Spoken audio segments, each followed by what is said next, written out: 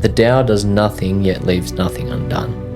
When you're climbing, nothing else matters but the next hold and how to solve the problem. So everything fell away, and then at the end of the weekend on Sunday, the problems that were this big, monumental on Friday, were irrelevant on Sunday afternoon. How can that help me be a better human being and just be present as a human being with that power in me? Open your heart and your teacher will soon appear. We can learn to calm our minds, drop like a pebble, which would be a thought, Thoth projecting his thoughts, into this water of Nu and actually ripple throughout the whole universe. But do you feel like that's something that's what, in essence, what most of us experience? Is that what we call the human condition? That thing that you then in essence let go of?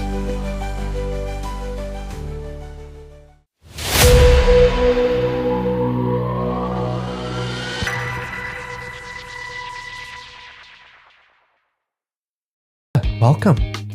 What we're going to do is we're just going to just continue the conversation we were having before. Beautiful. Literally. And we'll set our That's it. intention. Just imagine that this is a conversation between friends. Yeah. Yep. Okay. It's super awesome. Yeah. It's so fun.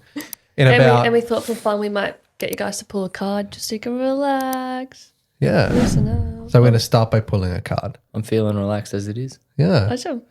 Who would like to draw a card first between you two? I'll go. Beautiful. Yes. Go for it.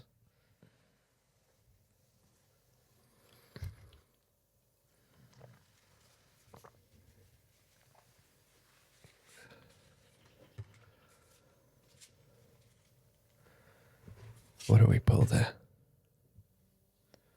The Hierophant. Oh. Did you want to check the book out there? I'll leave that to you. Do you want to read it? Of course I can. It's your book. Okay. Yeah, so mine is childhood innocence, joy, and fun with friends. Believe it or not. That's what I pulled this morning. What was yours again? Yours is the Hierophant, hey? Yes. What was mine? The High Priestess. It was about the High Priestess.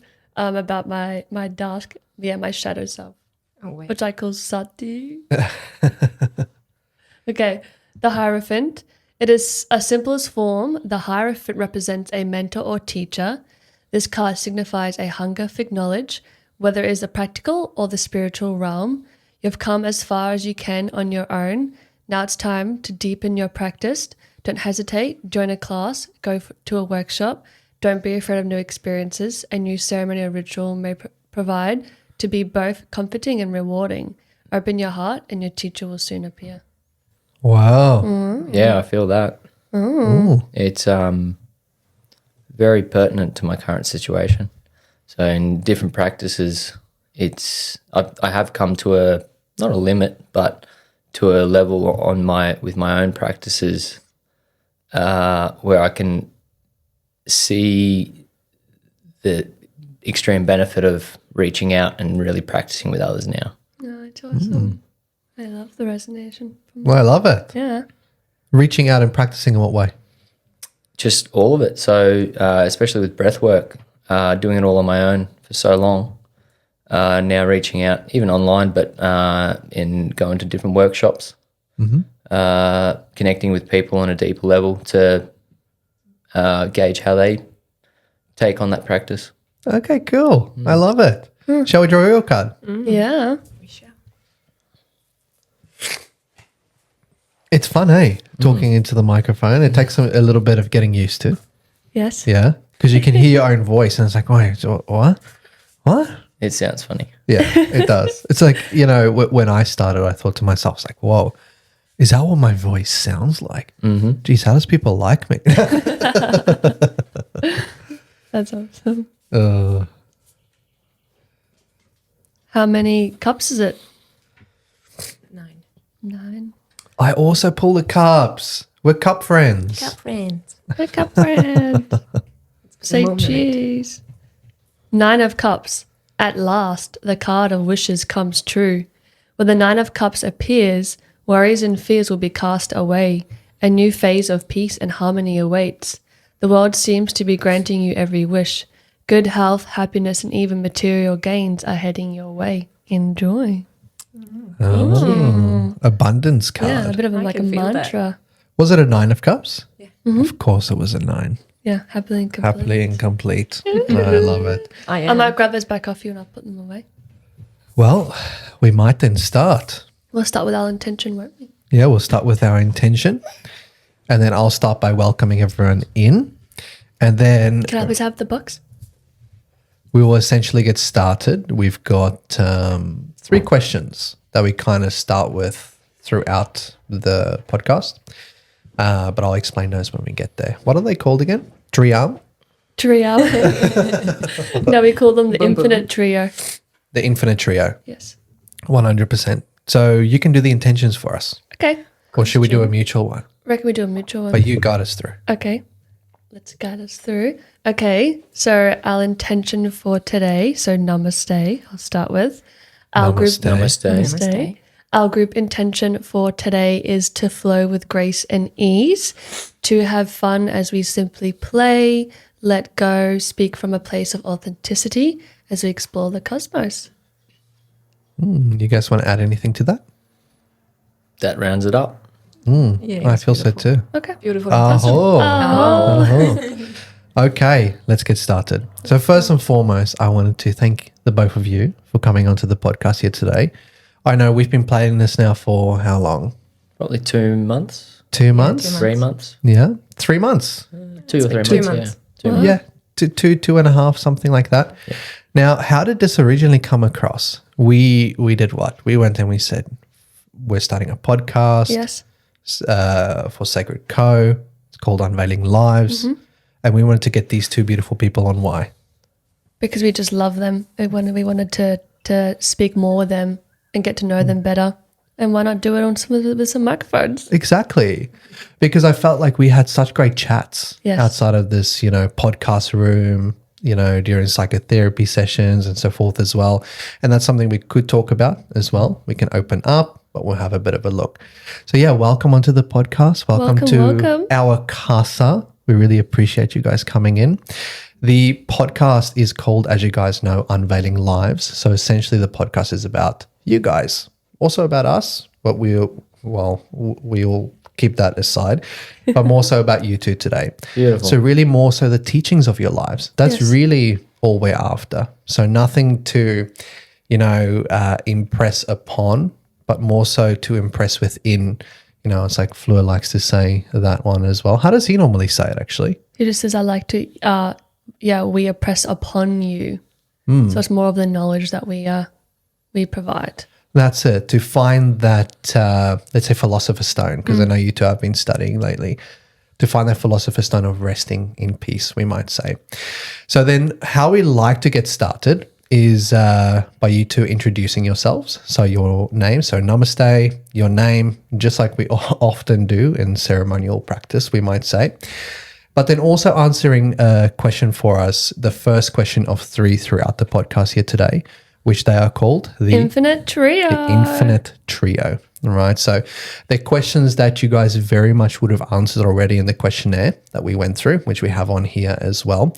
Now, do you guys have it on your phones by any chance, the podcast questionnaire? No? It's okay. We can just share phones It's in if here. it's- All right. So it was more so to get you guys in the frame of mind of what we were going to be speaking I about. really enjoyed it. It was deep, and it got there was many teachings that came through just by delving in and answering the questions. It was fantastic practice. How so? Which ones jumped out to you more so?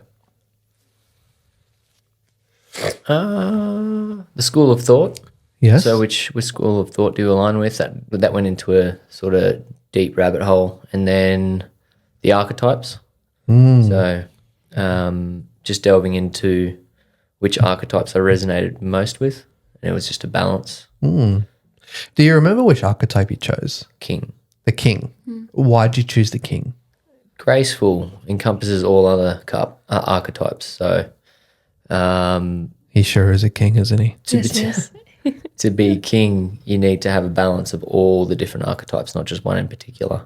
Yes. And that's what resonated the most. And that's where a lot of inspiration comes from at the moment. 100%. I feel I personally also resonate with the king. sometimes the Fool as well.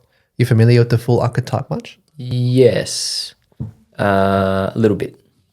Little bits. The one that can embody all other archetypes, but also neither. He can kind of be whoever he wants to be at any given point. The not so serious archetype, but the King's certainly a beautiful archetype. But let's say back to those questions then. So the infinite trio. So the first question is essentially, what brought you to this table here today? All right. Now, you guys wouldn't have answered that one in your questions. Now, to give you a bit of an idea of how I would answer this question, I would start with, where my spiritual journey started, what was the awakening moment for myself, the route that I went down, whether it was, for some people, breath work, as you said previously in other aspects, you used to go climbing, did many different practices to find yourself, we might say, right? So for myself, even in the previous podcast, I went back as far as saying the way that I was born and how that activated a line for me to go and say, okay, going to do medicine at 9 and then find myself somewhere along the line of 18, having an existential crisis and then starting to question larger things from there. And ultimately finding a deeper purpose, finding my why, not so much thinking about the how any longer. Does that make sense? Yes. Yeah. So then let's start with Linda. Yeah. So Linda, namaste, what's your name and what brought you to this table here today? You can answer it any way you would like to. Yes. Namaste. Namaste. Namaste. My name is Linda. First and foremost, thank you so much for having us. It's an honor to be here. I think what brought me here today is curiosity. Further curiosity towards what else is out there. Because throughout my journey until now, I came across a lot of teachings. I resonate with a lot what I'm not resonating with. And still, I know there's so much more to look into to keep growing. I've always been spiritual. I did not know for a very long time what it was. I just felt like I was different to other people. And about 4.5 years ago, I decided to go on a Life Between Lives hypnotherapy session, which actually was the catalyst for me to start the work. Like quantum hypnotherapy? It wasn't quantum. No? It was a Life Between Life one. So we went back to previous lives. I went back to 2 previous lives. So the main teachings of those 2 lives, and then went back to a 3rd one, where I ended up in the spirit world and got an explanation for myself to what am I doing here in this planet? Why am I here? Where do I come from? And just the meaning of being and existing on this planet and the why. Yes. And then from there started with plant medicine, did a few Psychotherapy? No, the psychic development courses. Yes. Went into mediumship, learned about spirits, learned about how to navigate between the spirit world and the 3D world. Oh, wow. And with plant medicine, it helped me see it from a different point of view in terms of what can be done with utilizing this knowledge or power, Yes. you can call it anyhow. Tapping into like energy fields. Yes. And yeah. how can that help me be a better human being and just be present as a human being with that power in me. Wow. I love it. Well, couldn't have answered it better. I love it. So you say you went to 2 other realms. Yes. Right? 3. Sorry. Yeah, 2 past lives Yeah. and a spirit world. Yes. So with the 2 past lives, you said in the 2 past lives you found Teachings. teachings Yes. to why? Yes. What were they for you? And what were the past lives? So one of the past lives was when I was a girl, and I was really, really in love with this boy. And it must have been back in the 1600s. and our hierarchy level Yeah. wasn't the same. So I was in a higher, I don't know, a more rich person. I can't really describe it. Yes. And this boy was a farm boy, and we really loved each other, but his parents held him back and said, no, it cannot happen because this is not how we do things. Yes. So that just showed me the meaning of love and unconditional love, and that how society can take that away from you. Yes. Because why, these two cannot be together just because society says that this is not okay to do. This one has material wealth and reputation, Yes. we might say, where the other one doesn't necessarily, or not in that kind of capacity. So then they're different Yeah. in the everyday life. And the most interesting in that situation for me was that it wasn't my parents, it was the boy's parents for some reason. And I still don't know why, but it's all good. It was for me the feeling of, I love someone, but I Yes. can't have that someone because of others. Yes. Yeah. Wow. Right. So then you could bring that teaching into the here. So that was one of the past lives, Yes. right? Yeah. Was that the oldest past life, the furthest back that you went? That was the oldest one, and there was another one after this life and that life. Wow.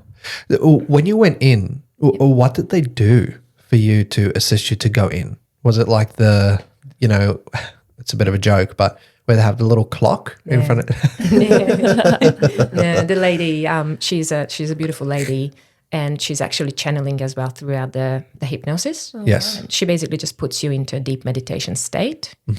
For me, it was quite similar, which I only realized later when I started doing medicine work. I only realized then that that deep meditation state allowed me to completely let go of my body. So from neck down, I did not feel that I had a body. Wow.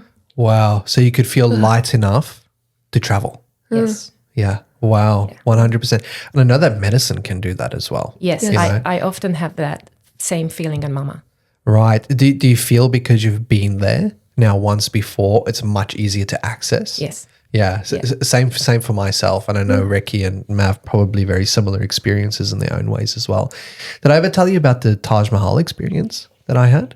Oh, maybe. Yeah. I was a naughty boy. I won't go into it too much because I really want to get back to what you were speaking about, but it's on the same train of thought, seeing that we're sharing here today. Yes. But I was a naughty boy. I did a medicine called Mama, which you guys will be familiar with, and another one called Adam on literally the Sunday of the weekend of doing the other medicine. Now, you guys know that's a big no-no, Yep. right? Anyway, besides the point, I will never do it again. But something very similar happened to me actually, where without going into it too much, I fell through many different past lives and I woke up in each of them. And every time I would wake up in each, I would close the past life, which was really interesting. And on one of them, which is for myself the most memorable one, I woke up in, I would say, like the body of a prince is the only way I can explain it. And I had really dark skin and no sleeves with this beautiful white robe that I was wearing. And I'm looking at this big palace and it's, well, I'll say it now. Have you guys ever seen the Taj Mahal before? Mm-hmm. Yeah. So it's a Taj Mahal and I pick up this lady's hand and I go, I built this for you. And I kiss her hand. And as I look over into her eyes, just like this beautiful man's looking into my eyes right now, into my soul, I looked and I recognized that I was awake in that moment and I fell through what I would deem to be like the sky, through back into my body, and I woke up from the journey. And so, yeah, a very similar experience. And up until that point, I'd never seen the Taj Mahal before. So go figure. I then went researching afterwards and found that the Taj Mahal was a real palace and it was actually made from a love story. Yeah. The whole thing. Have you guys heard of the love story before? Briefly, yes. Yeah, where she, I think she got sick. Yeah, she wasn't got sick. it? Yeah, I forget the complete story, but then he built a whole palace in her memory. So yeah, go figure, So it's like we can access these past lives. And I mean, for myself, what would that have meant if we talk about reason for going through an experience like that? Well, probably alchemical marriage of the two opposites. Yes. But yeah, I just thought it was an interesting thought, but let's get back to yours. I like yours. Yeah, no, but both beautiful.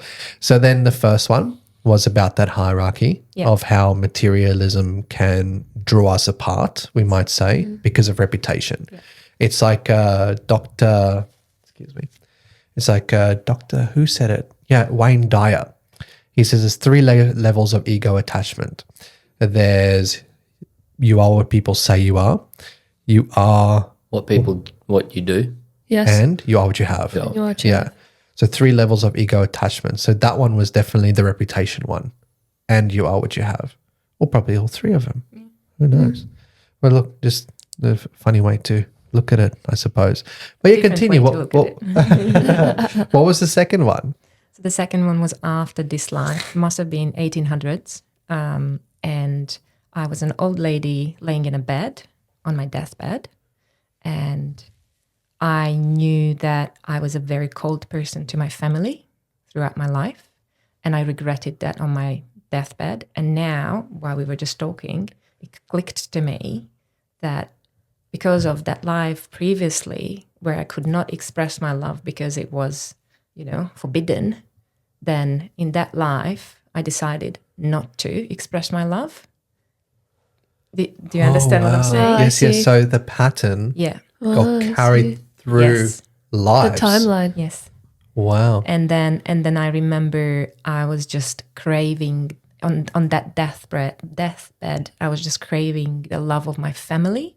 And I remember seeing them. So on the left side, there was a door in the room. And I remember seeing them coming into me, holding my hand. And then just before I died, we reconciled this. I reconciled this with my family. And in that moment when that happened, I died in the body on a way that my spirit lifted out of the body.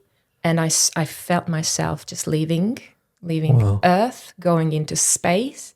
And I went far, far, far, far, far up into dark space. And in 1 second, there was a huge swirl, a white one, just appeared from nowhere. And I was like, what is this? I was just floating. What is this? And I'm like, okay, let's go through it. And as soon as I went through it, I ended up in spirit world, where I looked around and I saw this big. Imagine it as when you look into the washing machine and you see how it spins very fast. A vortex? It wasn't a vortex. So it was just spinning. And I was like, what's spinning here? And I could see souls spinning, hundreds of millions of souls spinning. Wow. I'm like, this is interesting. Why are they doing this? And I looked up and there was some kind of hill or mountain with a spirit on top of it. So I actually went up to that spirit, a lady, and I asked her, what are these spirits doing? And she was like, they're getting ready to be born down to earth. They're getting trained. Wow. And she's job was to look after them and train them and make sure that they are ready to come down to this planet. Wow. And it appeared that she was my mother. My spirit mother. Wow. And she told me that my journey on this planet, so they sent me down to this planet to be a conduit between the spirit world and this planet, between human beings. And the reason is that if they get into some sort of place where they can't find themselves, they will find me. And I will be able to assist them because I will be familiar to them because of the energy of my mom. And it was insane. And I was like, what is going on here? Wow. And then I was walking around the spirit world. I had a father as well, but he didn't really have a role in terms of, in charge of anything. And Not like a patriarch. He was just there with my mother. And I had 2 sisters as well. And later on, I was guided up through a few stairs to a older spirit who seemed to sit on a big chair, like on the top of a hill or something. And I was told that he's my grandfather, and he's basically who's looking after all this. Wow. Okay. Wow. His name wasn't Anu, was it? Aum. Aum. I think it was Aum. A-O-M? I have it written down. Aum. Something like I that. love it. It's as you're talking about that story. Remember, we were having a conversation before. We were talking about the great Arcanum Yeah. before, and it's like the story of stories hidden in the veils of everything else. Yeah. It almost sounded like you were explaining that same story. Yeah. You know, it's like talking about the great mother that gave us birth. Yes. I mean, you guys would have heard of that before The a few demiurge. times as well. The demiurge. Or Inanna. Yeah, Inanna. In the Anunnaki stories, they call her Nu, right? So Nu is the mother of the waters. She's like, as Dr. Joe Dispenza would describe her or it, or that no thing, would be the quantum field that we tap in. Deepak Chopra talks about it as the infinite ocean, right? And it's in that where we can learn to manifest fully, actually. You know, it's like by having our thoughts fully in place, which is An, you know, the great grandfather, we can learn to calm our minds, drop like a pebble, which would be a thought, you know, Thoth projecting his thoughts, into this water of Nu and actually ripple throughout the whole universe. But no, it's interesting. It was coming to me because it sounded very much like the same story. Yeah. So it's very interesting, isn't it? There's like this guy on YouTube as well. His name is Matteo Stefano. Yeah. I believe. Days De Stefano. Yeah, that's it. Yes. And he talks about very similar things as well, where he's like woken up, you know, remembering all of his past lives, I believe Yes. is what it happens. And he talks about these teachings as well in a way where, you know, we can really awaken so much to ourselves by remembering past lives. But no, I love it. I love it. So then the teaching then for you from That one. that remembrance. It not necessarily the teaching, it's more so the piece of understanding, or the piece in understanding of why am I here for. So a knowing that you're more than the body Yes. and you are a conduit Yes. to hold that space Yes. for those pupils that might come to be heard, we might say. So like the oak tree. Yes. Yeah, like the oak tree for those people. Okay, love it. No, that's beautiful. So those were the two regressions, and we're going to get to this beautiful man in a minute as well. So then those were the two regressions. What was the realm? Third one. The third one was the spirit. That was the realm. spirit Yeah. realm. Okay. Okay, forgive me. So it was the young girl, the old lady, Yeah. and then when you went to the spirit realm. Yeah. Have you ever seen the movie Soul before? The cartoon. Children's movie. I believe so. Maybe ages ago. Yeah. Have you? Yes, we watched it together. Oh, we did. Yeah. Fair enough. What happens in the Soul movie? Okay, Because well- very similar, isn't Yeah, it? it's very similar. What happens in the Soul movie, he's what instrument did he play again? He played a piano. He played a piano, and what happened was let's say he had an accident and he fell down a hole and he transitioned into the afterlife, or his soul did. And then what happened was he ended up finding his way back to his soul, but it was a way for him to say, okay, what actually provides me fulfillment? And like he went back to his music, different things, but everything didn't provide him fulfillment until he found, oh, okay, I'm the thing that provides me fulfillment. So it was quite a beautiful journey for him going through different teachings to get to know himself even better. 100%. And let's say after he died, right? So he kind of went at the start of the movie, life was shit for a long time, Yes. until mid 40s or 50s or somewhere along that line. And then one day he changed his mind and he actually started to play on stage Yes. piano. So like he fulfilled his purpose. Yes. But then his time was up and he fell down a hole. You know, like the ones in New York City where they just have the Yeah. round thing and they lift it up and you fell down that and woke up in rabbit hole. in spirit heaven or whatever they called it in the Soul movie. And essentially he didn't want to go back into the source. So he jumps off this escalator leading to source and falls into the school of souls. Yes. And it's the same thing that you were describing before. That's why I wanted to bring it up, because they literally have like a spirit realm with a big hole in the center, right? And when you look down the hole, it's like a vortices, but then right down the bottom is earth, right? So all these souls go to universe where they get like these little badges Yes. that says, I'm pretty sure there was stars. Were they stars? They're like little stars. Oh.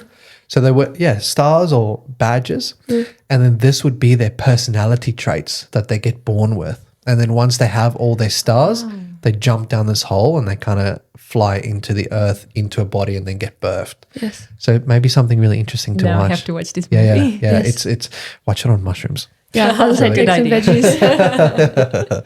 I watched it on mushrooms, and it was like at one point he plays music, and it's like all these little notes that fly through the screen, and I could literally see them flying through the room. So, All right, we know what we're doing tonight. no, I love it.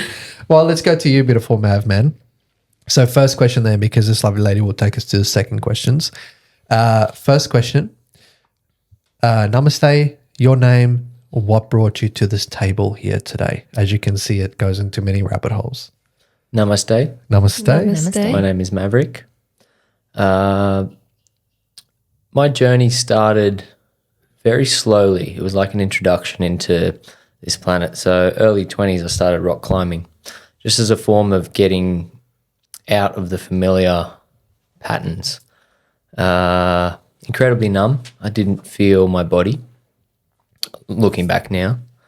And the rock climbing brought a sense of purpose and connection with nature that I didn't understand at the time, but there was an incredible draw to the sport and to being away, so out of the city, connecting with nature, and this inner peace where the mind was calm. So when you're on the wall, all the problems of Friday afternoon, perceived problems, fall away. And it was like this sense of forced presence is how I explain it, because when you're climbing, nothing else matters but the next hold and how to solve the problem.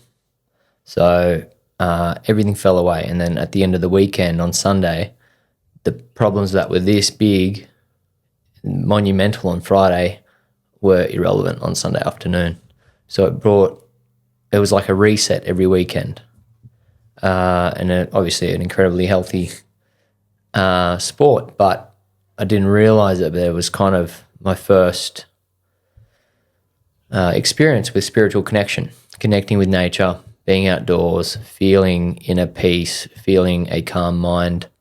And that practice went on for 8 years, but obviously my life was still going on, a lot of numbing, substance abuse, different things. Got to a point in my late 20s when a relationship fell apart and went down a deep hole of depression, anxiety, and I thought it was the relationship, but really it was the relationship ending was the catalyst that sort of broke the damn wall. And all of the depressed and repressed emotions from childhood, teen, 20s, all the stuff that just wasn't acknowledged at the time. So that was like the straw that broke the camel's back. Yes. Right. Yes. Yeah. And there was so little understanding during that period as to why I was feeling so shit about, a relationship, but it wasn't. It was a lifetime of suppressed and depressed emotions, which came to the surface. And through that, I started exploring, personal development, started reading about the mind, and started dabbling with plant medicine work recreationally. And very quickly I realized that it wasn't a social thing for me. I very quickly went introspective, went internal every time I did do anything. And So you went quiet. Quiet. And you'd have many different things come up. Yeah, emotions. And I was like, this is super powerful. What is this? Because growing up, plant medicine and psychedelics were always just a recreational thing in my mind. But I was like, there's something more here. So I started inquiring, and then I started opening up to friends, family about what was going on for me. And through that opening up, I started to feel better. And then, it was gradual. So I see the climbing kept me going through my 20s at a very low level. It started to introduce me into what this reality is about. So that peace, that forced presence, which I didn't realize you could do sitting on a mat. You didn't have to go climb a mountain to do it. Yeah. But Still good to climb a mountain. no, it is. It's incredible. Yeah. Because that's like a sadhana, Yes. as Terence McKenna says, it's a practice of Yes. life. Yeah. You know, but at that point in time for you, then it was only weekends you would practice. Yes. And then you stress yourself the fuck out Yeah. for the rest of the week. Yeah, absolutely. Then let it all go. Stress out, let it all go. But not very good for the nervous system. Yeah. No, for the I was sympathetic. completely dysregulated. 4 hours of sleep a night, lots of alcohol. Anyway, so through... Well, thank you for sharing. Yeah, no, absolutely. Through climbing kind of kept me afloat, I think, spiritually, and I was never a spiritual person. Didn't think there was anything beyond this realm. Completely closed off from my emotions, closed off from society, closed off from people, just cold, numb. Through the recreational plant medicine work, it started opening. So the cracks started to form in the wall. And then I had a sacred ceremony with Fleur a couple years ago. And that's the first time I could actually feel my body. Wow. So I looked at my feet and they were touching the grass, and I could feel energy in my body. I could feel my blood going through, circulating through the body. Energy and motion. it was this deeper acknowledgement of, you know, you got to take care of your body. This is the vessel, but it's like, okay, I am not the body. This body has been given to me, and it is the biggest gift.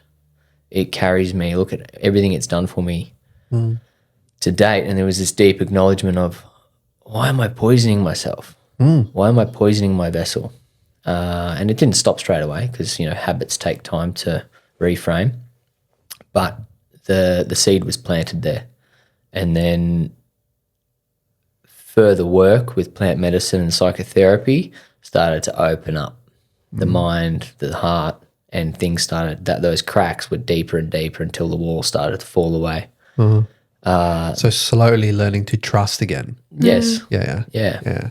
So as the walls open, then was the flooding of those emotions that had been building up for 20 plus years.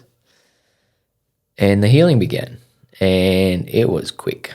It was brilliant. The medicine work really guides. It doesn't do the healing. No. All it It's a does feather, is, right? Yeah, It's a feather. It shines a light on the path you can walk if you choose to do so. So I saw the path and I thought, yes, that's for me. And I've always loved, understood that there is no comfort without discomfort. So I always, in my 20s, lived a minimalist life. And the discomfort, it started with climbing. So the discomfort of being on a wall was actually pleasant because I knew that I was building resilience, not toughness but resilience mentally. When you can solve, it's like solving a puzzle whilst under extreme mental and physical strain. So that's what rock climbing is. Almost like discipline. Yes. You know, Yes. it's learning to in-train your mind, body and soul to actually be, work with energy A instead conduit of again. yeah. What's the thing you said? Like a victor to rather than a victim of. Yes. Yeah. Sorry. So on the wall, regulating your breath and dealing with a stressful situation was training for during the week when another external stressor came about. It was subconsciously coming back. So, okay, breathe. And that's what ice baths and saunas are doing now as well. It's that training of self-regulation. So physically hacking the body to self-regulate.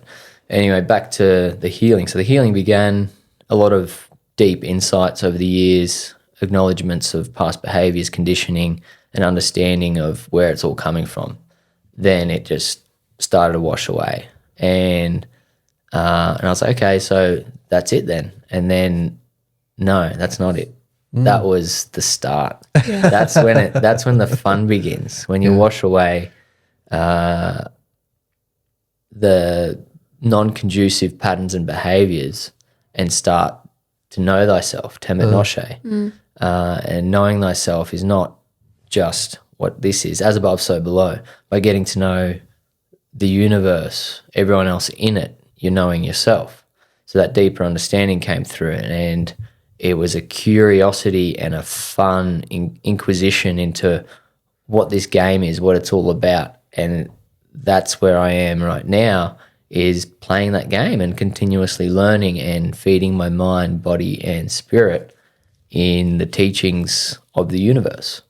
So through, theories of the afterlife, because it's all a thumbsuck at the end of the day, but different theories just provide different insights and get the mind to travel, and it's just so fulfilling and rewarding. And then through that, you find mission and purpose in life. It's like, well, I've found so much inner peace, joy, love, and comfort in such a short period of time. How can I share this with others? Exactly. Through my example. Yes. There's no way, you can't drag it. And I think everyone has that comes up with, as soon as they start the work, they try and drag all their family and friends into it. But no, you have to be knocking. Yes. 100%. But yeah, it's incredible. So how can I share this with others? Study, and through my example, bring the teachings subtly through my actions. 100%. Wow, what a great I know, answer. that's beautiful. Hey, wow. So you found purpose in studying yourself. Yes. In essence. Well, studying myself, understanding how this game works and this reality, and then just sharing, forwarding that knowledge, because it's okay. You don't have to live a numb life. There is more. There is purpose. There is joy in life when you learn to accept the duality. The pendulum swing. The pendulum swing. So the pendulum swing for me was massive. It was one-sided. Then it went the other way, and very recently it started to be in the middle. You found a nice path. equilibrium. Yes. The narrow path. The narrow path, the straight and narrow, or the middle path. Yeah. Wow, I love it. So then that in essence you would say is your why. So you would have stepped into then service in a general sense of the word. So yes, we've got a saying in our, communities and so forth where we say it's like taking the spotlight off yourself, isn't it? But it's got, when you experience that and you live it, it's got a whole different meaning to it, doesn't it? It's like, definitely. How do you verbalize that to someone to say, look, I've been where you are. I've gone through the pain that you're going through, and I promise you I've experienced it and am experiencing it, on a constant basis, because we're up and down, of course. But that up and down, the pendulum you were talking about before, we found a better equilibrium with it, because now you catch yourself faster, isn't it? So no longer hugely into the mud of the story, but you can catch yourself faster. Yeah. And the faster you catch yourself, it's like this word's a little bit of a powerful word, but to negate the swing. It's like the swing still happens, but you're aware when the swing happens. And then every aspect of the swing is a teaching. And then you bring that teaching through to people in your life. So then you're also stepping into, and we'll just focus just with you now, just for a second. But you're also now stepping into more of a service-orientated role, and you don't have to go into specifics as much as you want to, through having found that why. Is that correct? Yeah, so my life was predominantly service to self for a long time. Yes. And now it's coming into service-centeredness. So can you explain that to us more? Because we all would have our own insight. Yes. So in our circles, we call them narcissistic tendencies. So service to self on the left hand, where I do everything for myself at the detriment to other, and then service to other, where I leave my hand open. There's takers. So service to other at the detriment of myself. But really, they're the same thing, because we are one. So whether I'm at the detriment to other or at the detriment to myself, I'm still at the detriment to the one. Yes. So finding the middle path of doing it for me to then show other is that balance point. And I can see it in real time, and that's the fulfillment. So when I talk to people and see what's going on for them, with them, whatever's happening in their particular life situation, to be able to delve into my past and go, this is something I experienced, and it's all good. Yes. And, yes. and I'm so grateful for all those teachings because now I've got something to share. It's like, using the tale, yes. the story Propel we you tell forward. ourselves Yes. to propel forward. All the great people in life, all the best music, the greatest art was created from Pain. pain. Yes. So pain or the extreme emotions. Yeah. So sometimes joy. But Seven deadly sins. Yes. Some would refer to them. through the, I don't want to say suffering, but through the lower density emotions when we're feeling down, obviously we need to feel the low to feel the high. But for me, those lows were such a gift, an incredible gift. 100. I agree with you completely. Yeah, I keep saying 100%, so I'm trying to cut that out. 100%. Yeah. 100%. Yeah, because everyone has their filler words, and I'm now really conscious of it. So it'll stop. I just spelt it. But I agree with you, Mav. Maverick, my neck. Forgive me. I couldn't help myself. Yes, it's a gift when we go into, the fuck you of life. But man, when you go into it, it can take you like a river, hey? And it doesn't feel like a gift when you're going through it at that point in time, does it? Well, it can, if Yeah. the awareness is there. So when I'm going through the fuck you of life these days, Love it. Yeah. I find myself smiling and laughing. Yes. So I'm like, this is a shit day. Yeah. I'm feeling like shit. And then I'll come back to the awareness of, this is happening for me. I work hard for my emotions. I love this. The trickster Love it. comes to play, Yeah. like the cards before. It's like I know we were in a professional capacity last night, and the lady was talking about the Tao Te Ching, and you recently read it as well, Yes. didn't you? Yes, I did. Is it 81 proverbs Yes, or it's 81. maxims? So 81 maxims. Have you guys read it Many times. many times? Okay, you have. Okay, Yeah, and I wonderful. loved Wayne Dye's book.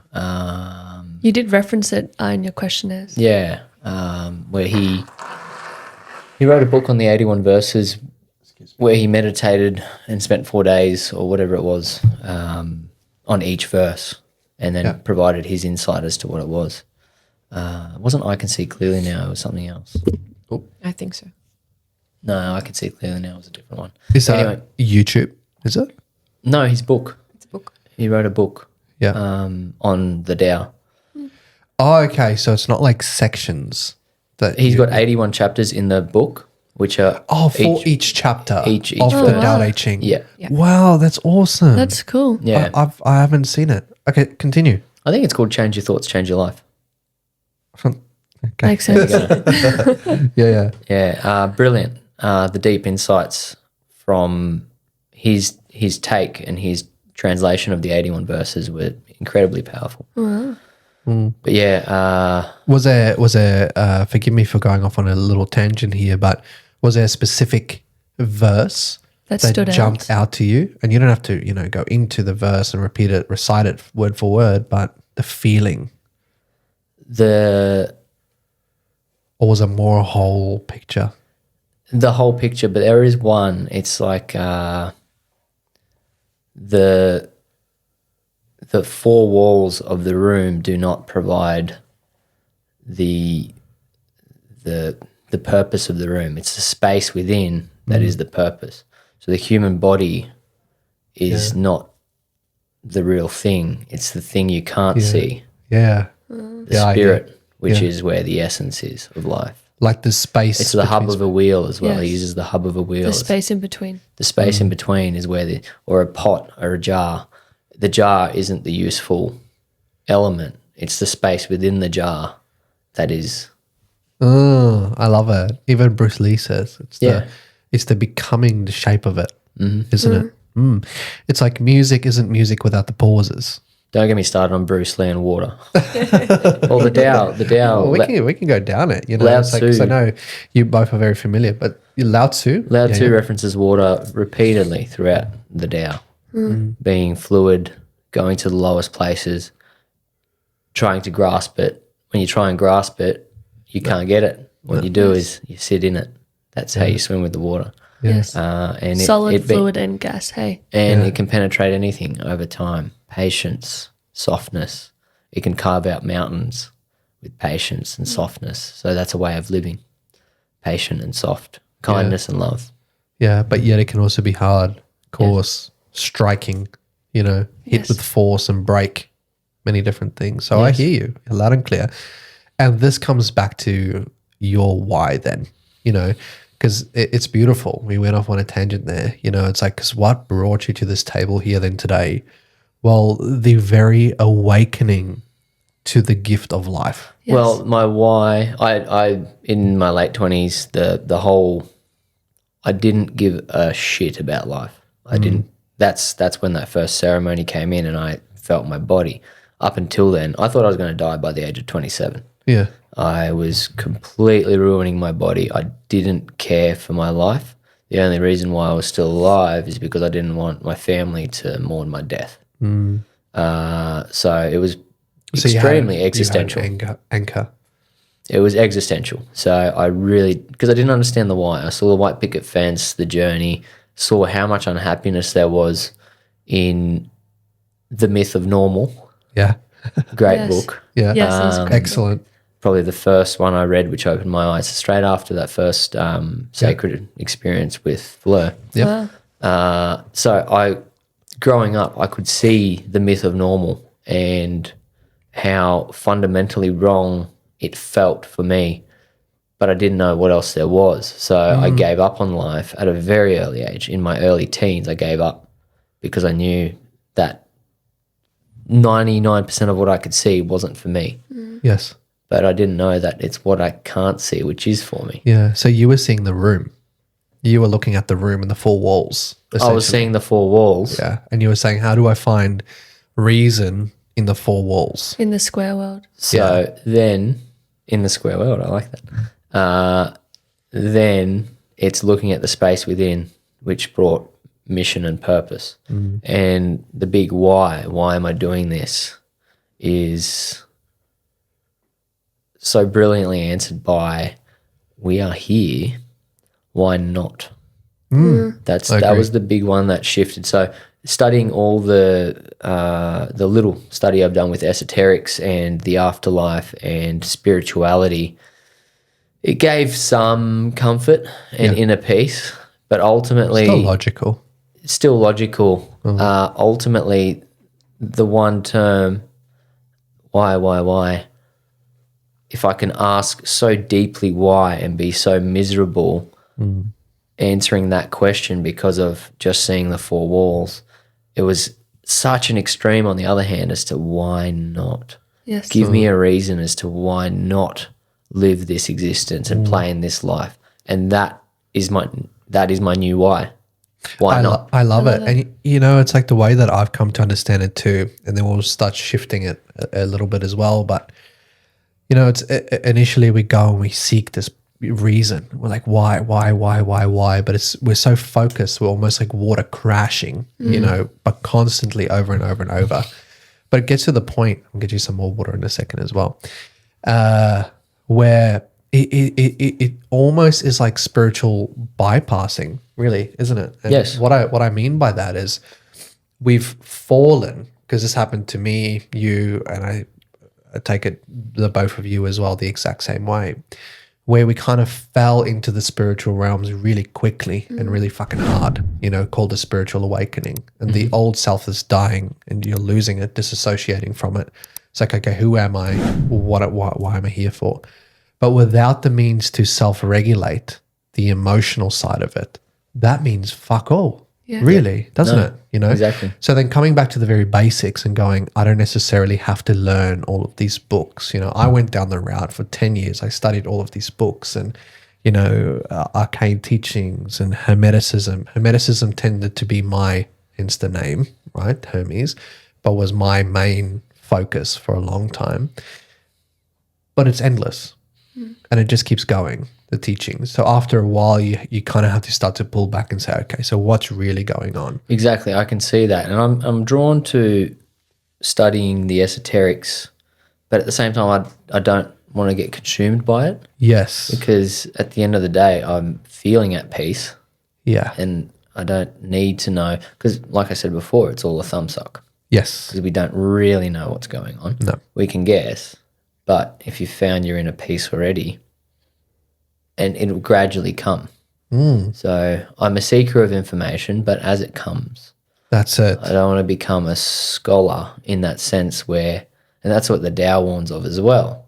It's like don't become a scholar where you become old and decrepit, stuck in a book. Man, I love Actually it. live your life and experience it. So I'm drawn to study through experiences and through my body. So practices with yoga, breath work, and experience the teachings that you can read about through daily practice. Yes. Yes, it's like it's. I hear what you're saying, and myself and Reki as well. We just started getting. Well, you've been in it for a while now, but yoga, right? Because yoga really centers you and brings you back to that aspect that you're now talking about, the becoming a conduit of personal experience. Yes. Right, because it's becoming more of a. How would you say it before?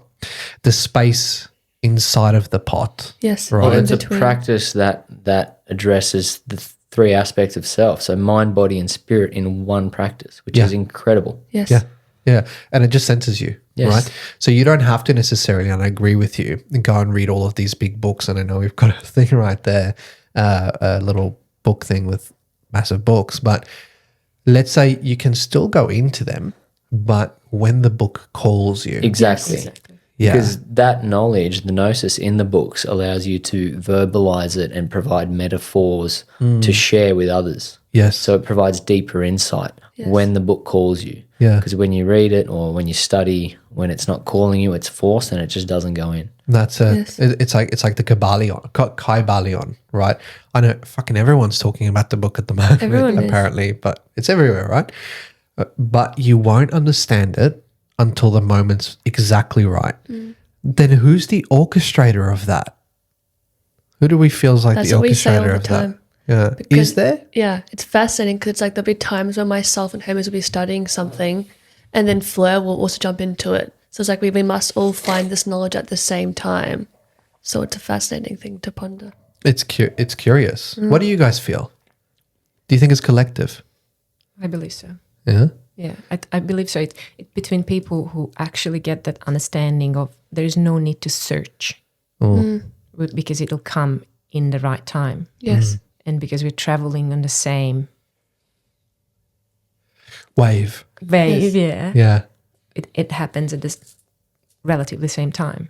No, I love it. It's the question I'm asking is almost a question that's like, oh, is it, and we're going quite high here very quickly, which I like, but is it one wave, one nothing in between the walls, or is it a many? Yes. You know, and it's like, which one is discovering it, where, why? But look, besides that, coming back to the teachings, see, you were going to say? Wouldn't the many in the room be one then? Yeah, well, it's paradox, isn't it? Yes. Yeah, and it's curious because these teachings, like the ones we were just talking about before, yes, they're just a thumb suck, but let's say by having more and more and more and more perspectives, I believe you said this before. Yes. Yeah. By having more and more and more perspectives, we can understand the thing more. Yes. You know, okay, let's take understanding out of that. You can know the thing more. Yes. But knowing it more means the more that you know, sounds like a broken record, but the more you know that you don't know. Yes. The more you have permission in yourself to trust and let go to not know. And that's where you find the reason, isn't it? But Yeah. the teachings within only get embodied through practice. Yes. Yes. So then what are those practices for you? The practices to embody. You said a few, and we'll get back to you as well. But so let me recap slightly, right? And maybe you can help me recap as well, Mav. Got a lot to embody on that one. But we have mind, body, and spirit Yes. that can culminate. And the second they culminate, there's a letting go because now we're trusting more. Letting right? go of attachments. Yeah. It's like, I know we're mentioning him heaps in this podcast here today, but like Fleur mentions, for everyone really to some extent after they get through healing, it becomes angst, Yes. right? Yep. You guys feel that too? Yep. Yeah. Maybe very small levels of it, because we know how to self-regulate, Yes. right? But then once we regulate the angst through ritualizing our practice as sadhana, as Terence McKenna likes to call it, we then find that we can tap into being a conduit. And that's where the magic happens. Like all four of us now. Yeah. Yes. We're all just conduits now. Yes. Am I? You are. But what is the practices for you? Because you mentioned before you went and did hypnotherapy initially, the past life regressions. And they were some kind of a practice, but they're not daily practices or rituals that you would do. But what might some be? For me, is becoming more in tuned with my intuition and believe in myself and my intuition more. So after that hypnotherapy session, I went into psychic development courses where I actually learned to differentiate between what I get as a conduit and what is my thought in this 3D world. Because before that, it was really hard I didn't understand what was going on. So now I can completely differentiate between let's say a vision or a imagination of my mind, because my mind starts going on and on and on. So there is a very solid difference. One is a picture I cannot change regardless of how hard I try. Mental picture? A mental picture. Yeah. Or a little short happening, and I cannot change it regardless of how hard I try. And when it's my mind, I can play it again and again on a different ways. And so that was a very big one for me, to actually sit with myself and practice that and see it for what it is, and actually accept it when it happens. For example, when I sit here. Yes. And be comfortable with having it and even express it, which I can't do. I can do here, but I can't do it in my, let's call it everyday life. Yeah. My past life. What did you call it before? The everyday life. The box? The square world. The square square world. world. That's it. Yeah. And that gave me a piece of, how can I manage this in myself? So that's sitting in myself, meditating, doing yoga for my body, mind and spirit. Yes. The other very important thing is to balance these three. So every single day, do something for the body, for the mind, and for the soul as well, to bring them into balance. It can be exercise, it can be good food, it can be anything. Yes. So essentially what you feel in the day. Yes. Yes. Right. And listen. So you don't necessarily go and limit yourself on practices. You say that everything's my practice. Where do I feel I want to go today? Yes. But more so the actual just allowing it to be what it needs to be. Yes. Allowing And then you it can to do come the through. and then you can do the subtle maneuvering of the energy, Yes. directing it. Yes, and easing into this Yes. was the hard part, because it's so against the square world of, believing in something you can't see. It's foreign. Yeah, it's very Yeah. foreign. Yeah. I think it's curious, even on the note of foreigners. We're all foreigners in this room. Have you Yes. guys noticed? You're from Malta. Malta. I'm from South Africa. You're from Hungary. Hungary. Pluto. Pluto. Pluto. I was going to say Mars. Men are from Mars. No, no, but look, it's an awesome conversation. 'Cause it's very. I believe we asked this question in the questionnaire as well. It's like what does love mean to you? And this is almost the encapsulate of what we're speaking about, Yes. isn't it? Because we say authenticity radiates higher than love. Yes, awesome. But it takes time to get to the point of authenticity, to say, I'm going to actually climb into the waters of unfamiliarity, of emotions, and allow them to just be what they need to be. Because then it happens, But I feel like, and you tell me what you guys feel, but love is the first barrier that we hit before we get to authenticity, Yes. isn't it? Yes. You have to first find that Yes. for yourself. Yourself. Kind of unlocking it. Like unlocking it, Yeah. And that's what you're saying now that you had to do on your journey for yourself to go and say, oh, okay, I actually do love myself now. So then I don't have to wait for another or anything of that nature, right? To then find, what would it be? Is it like finding the why as well? It's the same question Accepting the why, not finding it. Accepting it. Accepting it. Accepting that there's not one. Acceptance Yeah, an on embodiment. what is embodying the why. Yes. Yeah. And then that space, it doesn't matter what happens or the how for anything. It just is. Yes. Yes. You just let go. It doesn't matter anymore because I understand it and I accept it that whatever happens is as is for me. Oh, I love it. So then on the note of teachings and schools of thought and things like that, you know, we started to touch on the Tao Te Ching. But you guys have been researching things other than that as well lately, haven't you? Mm-hmm. Yeah. What have you guys been studying? Yeah, the Kabbalion and the arcane teaching. I just started reading the Meditations by Marcus Aurelius. Yes. I believe it's on there actually. Yeah, it's right there. Marcus Aurelian's Meditations. Yeah, I haven't gotten too far into it, but yeah, interesting guy. Stoicism. Yeah.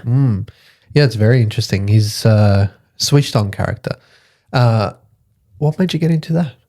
It was a gift Yeah? from some friends. They said, we think you'd love this. I was like, okay, I'll add it to the list. You are very stoic in the way that you carry yourself as Thank well. you. It's a compliment. They said the exact same think. thing. They said the same thing. Oh, did they? Really? Yeah. It just means virtuous. You carry yourself through values, we might say. But okay, I think it's almost time for the next set of questions. That was just one question. Yes, it was. But should we have a quick toilet break first and then we'll come back? Sounds good. Yes. Let's do it. Get some water and stuff. We'll go. Do a little clap. 3, 2, 1. Okay, and we are And back. we're back. Right. I feel refreshed, rejuvenated, cleansed, cleared, healed, and released. Excellent. What from? Yeah. Oh, Dooley. Okay, cool. So beautiful first flow. Yes. And now, when we have come back, we have questions open. So Yes. you have yours in front of you. You should have the whole document. And Linda, you've got yours as well. Yes. So by this point, our guests are well and truly aware that we have questions. We've explained it in past episodes what it's about. There's 3 parts to it. They are your avatar. Yes. Can you go to the very front page? I should know this. It's Me too, It's yeah. our bloody podcast. Avatar, your divine will. And philosophical roots. Yes. There you That's go. it. Right. So it's 3 aspects which we saw accent, right? Same for I you feel you. sometimes. Yeah. Like, far out. Yeah. In essence is your body, which Yes. is your avatar. The second one was what again? Again. We Your kind of, divine will. yeah, Your divine will. which we kind of use that as the mind in Mind. a way, And then philosophical roots we saw as spirit. the spirit. So. Now, the questions were designed to start off from more of the square world initially. Yes, with of- your 7 chakras. Yeah. That we utilize to navigate. 100%. Essentially, like you guys were explaining before, or yourself, where it's the wall, Yes. right? So it's like the love and the your desires and so forth as well. But you guys took it quite deep, even with that realm as Yes. well.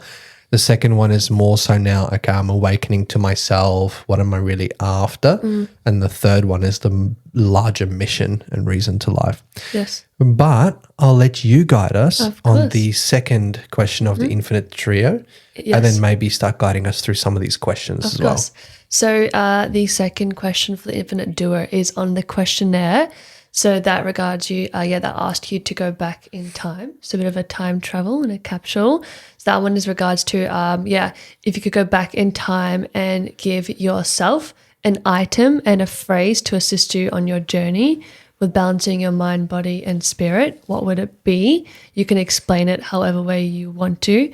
And I feel with yourself as well, Linda or Aurora, because you've explained your beautiful past lives. So feel free if you want to give it in a different past life, or it's something that they'll find in all the lives they transition. Be creative. So would you like me to read the answer to that question? So you can fill into it, whatever. You can read the answer. Because I know with your answer, you only did state the phrase. You didn't state the item. Yeah, I forgot to put the item down, interestingly. Yes. So my answer was the guidance. Always listen to your heart. Follow this guidance regardless of what others think of you, as it leads you to where and who you want to be. And it comes from the understanding of, now I see, from those two past lives, right? Yes. Where I actually saw that it doesn't matter what other people think. Yes. It's how I feel. Yes. But acting on it is a different thing. So that's what I learned in this life, how to handle and how to use the tools to, regulate this, regardless of which way it's going. Yes. Is it too much? Is it not enough? How do I play with it? And now I have the understanding on that. What do you feel would be one of the main tools that help you with all those lives that you've transitioned and played with? For some reason, I wanted to put down a key. Yes. Okay. Which I first didn't understand why, and it represents that you want to go somewhere, right? You need a key to get in there. It can be anything. So it's that key of keep going, and I'm not saying trying, but probably represents the curiosity of where can I put this key? Yes. If Okay, that that's makes cool. sense. And like what color would the key be? Like, let's say with your beautiful phrase as well, if you could surmise it and just put one keyword potentially on the key, what could it be? Can it be rainbow color? Ja, så kanske kan. I love it. And what would the phrase be on the key? Love and understanding. Okay, I love that. And then where do you feel in your journey you would, like how would the person or the being come across finding it? Through experiences. Okay. And just keep going and keep feeding that hungry curiosity. Okay, so perhaps the key would be more of an internal key then. Oh, I like it. The rainbow internal key. I love it too.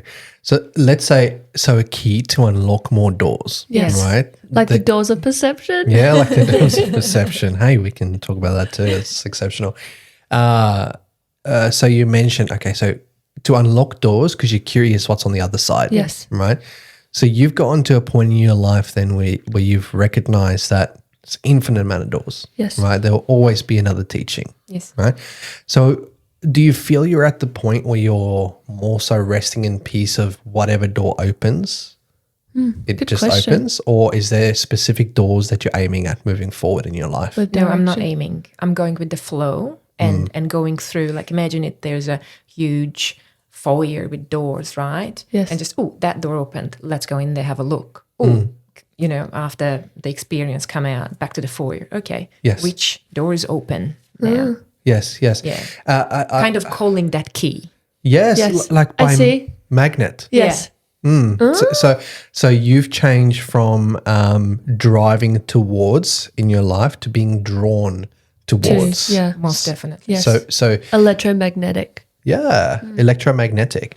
Let's say then the reason I asked that was because I asked Mav a question before as well about stepping into service. Yes. Now that's something you've been recently doing as well. Yes. Also, would you mind speaking about that a little bit more? You don't have to go into too much specifics, but the reasoning behind that and what this unlocking of the door has encapsulated for you so far and where you kind of see it going. I mean, we do spell our own realities, right?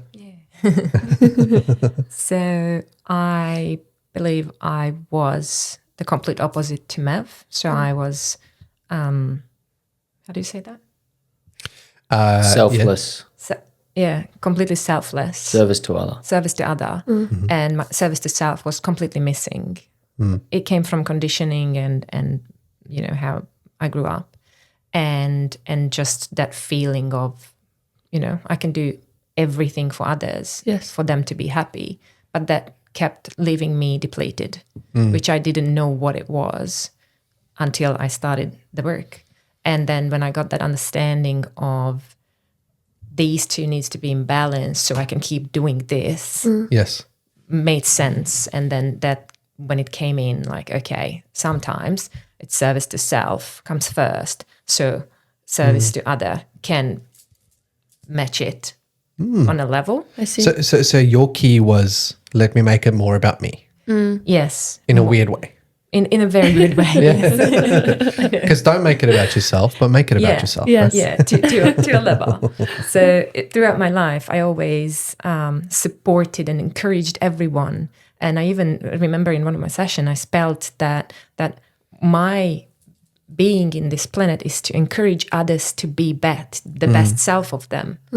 And now I have the understanding of, no, I do it first. I become my support and I become the example, so they see how can this be done, Yes. but still be the support for them. Showing That them the way. embodiment once Yes. again.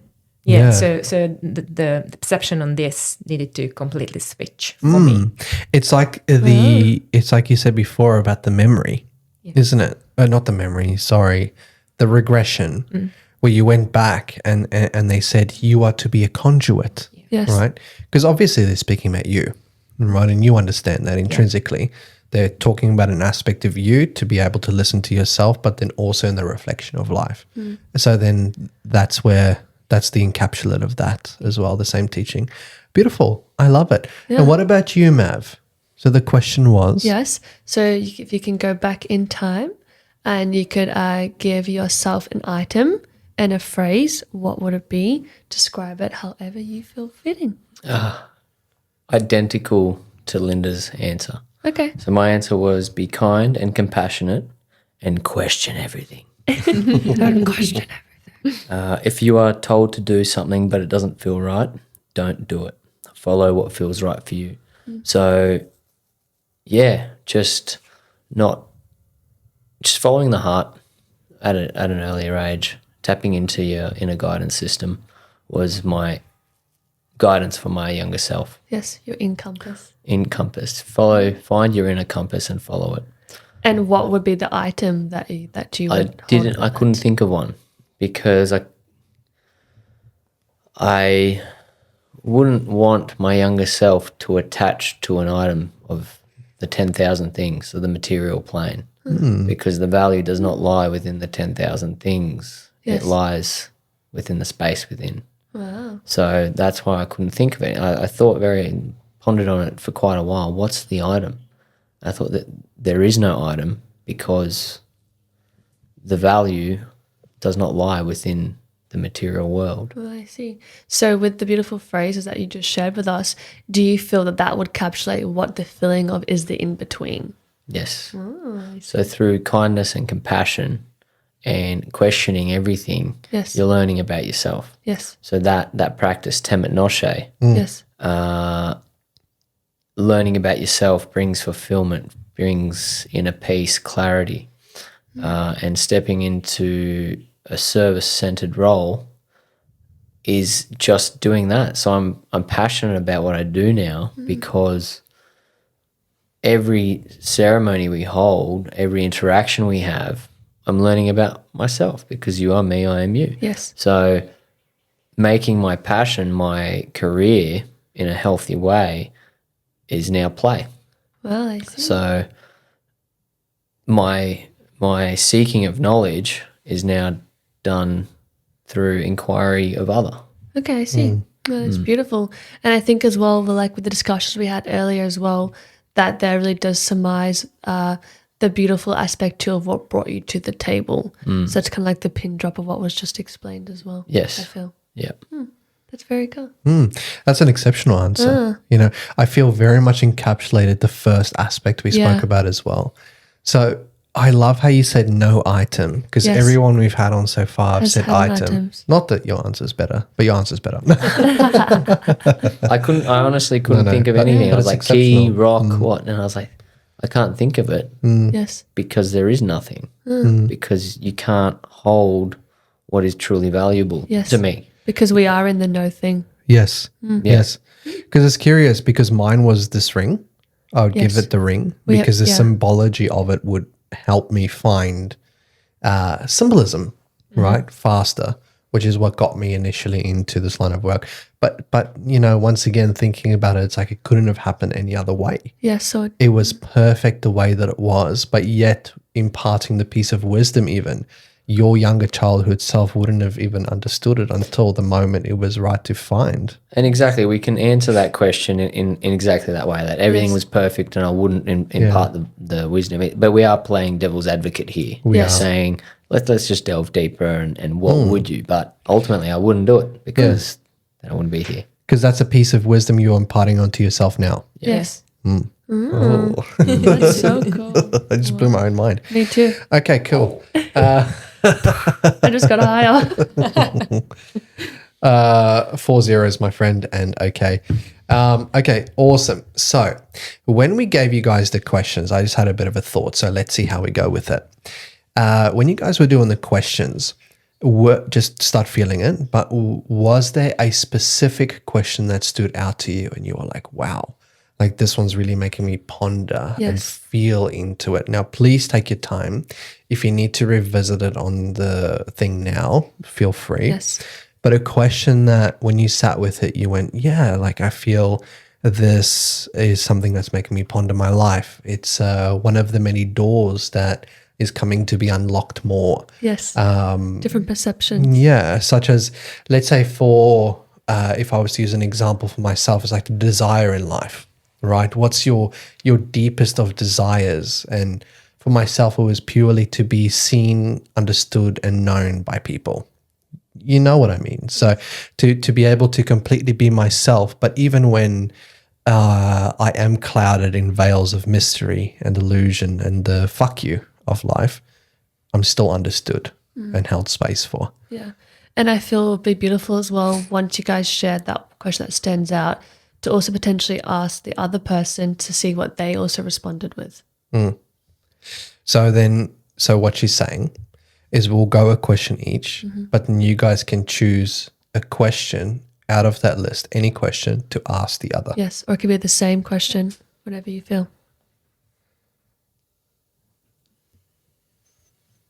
All right. Yep. You got yours? You go first. Okay, so my question, hold that thought, now I lost it. Yeah, so the question I chose is, who was the first true love of your life, whether parental or relational, and how has that relationship impacted your way of relational navigation? And the reason I'm choosing this question is that when I read through the questions the very first time, two stood out for me. One was, what is the meaning of love for you? And what is it that you desire? So from what is it that you desire, I popped to the what is the meaning of love for you question. And as I started thinking about what do I desire, I went down the rabbit hole, went through the what is love and everything. And this question was the last one I filled in on the form because I needed time to actually ponder on it and just actually understand the question first, if that makes sense. Completely. Yeah. Where does it go? What does it want me to express? Yes. Yeah. Right. So it's very much, like we say, emotionally regulate. Yeah. So that's what the question meant for you. Very much so. Yes. Yeah. I believe so. So it's like you were saying, understanding of deep love. Right. What was the written thing you had there again? The answer. Yeah. Yes. Okay, hold on. Okay, so who was your first true love? I could mention my dad, whose nurturing and the time we spent together shaped my view of men, or my mum, whose compassion taught me to base the basics of existence. I might also reflect on my first boyfriend, with whom I experienced attraction, intimacy, and a different kind of love that set the path for how I relate to a partner. However, my answer is simple. The first true love of my life has been myself. I realized that I needed to fully love and understand myself before I could truly love another. Reflecting on my past relationships, I see that a lack of full authenticity led to operating from a place of conditioning and programming, leaving my true self dormant. Through understanding myself, I now recognize the conditioning that influenced those relationships and see clearly how it shaped my choices. The question then arises, was the love present in these conditioned states, such as appreciation, gratitude, or attraction, genuine love, or did we merely perceive it as love? All in all, I do love my parents and all my ex-boyfriends. However, my understanding of relationships has evolved. On the other hand, I have had meaningful friendships formed through authentic connections, where souls recognize each other and created a safe, supportive bond. This understanding has profoundly impacted how I navigate relationships, highlighting the importance of self-love and authenticity in forming truly meaningful connections. Wow. That's I have unreal. a question I'd love to answer for that question here. So in regards to you realizing your awareness of your own self-love, where do you feel in your journey that epiphany happened for you? It was very recent. Yes? Past few, it's got very like little glimpses in different journeys. Okay. And in one moment it just came together like a little puzzle and it just clicked. And I'm like, yeah, okay. So all the I different get it doors now. came together with the key. Yeah. That's very cool. I like that. Me So too. it became a merger. Yes. Right. So what do you feel were those small glimpses and then the big merge that happened? So in different medicine journeys, Yes. It could be veggies, mama, Sapø was a big one for it. What is Sapø? I know, we know. People might not know. Sapø is 5-MeO-DMT. Right. Yes. Yeah. A strong experience. It's a very, very strong experience. And we're not advocating. We're just, Providing information. It's a very, very good experience. but do it. Now. And it saves you go to sacred ceremony. Be We don't the give now. advice, but do it now. It's quick. Yes. But sorry, continue. I don't know where I was. We were always Yes. saying? So you were going back to describing what were those, let's say, the small keys that came Oh together. yeah. It's the understanding of the different parts, the light and the dark, Yes. and forming that understanding on myself of okay, who I am and what I stand for, where do Yes. I come from, and where do I want to go, Yes. and that support for myself, which actually came from selfish and selfless, right? Yes. The balance, that recognizing that I am my own support. I don't just have to support others Yes. Yes. because I like watching them grow and succeed. I stand in front of the mirror, Yes. support myself and watch myself. Yes. I love succeed. that. Your mental image, hey? Yeah, your mental image. And in very, what you said as well about your father Yes. initially being the first love, Yes. Yeah. right? Then turned into you being your first real true love. Yes. Is really letting go of all preconditioned ideas. That's what you were saying. Yes. So there's All BS. preconditioning in the past about BS, it meaning Belief systems. Belief systems. Bruce Lipton says. The ones which I don't resonate with most definitely. yes, yes. But still, you allow them to be a part of you instead of you Yes. know The- trying to push them away. Yes, Yes. everything is part of us, right? Yes. So all those conditioning is part of us. So we don't want to let it go. We want to embody them. Yes. And just accept that they are there and see them for who they are, what they are. Yes. And be conscious to this is there. I know how to deal with this now. So then you by embodying them, you saw the teaching in them. Yes. So in essence, when we're in sacred setting Yes. and we're going through like a timeline regression, let's say, right, just as per example, it's as we go through and we acknowledge, discern, allow, and give these, shadow aspects of self, Yes. light and guidance, we can then see them more as a happening.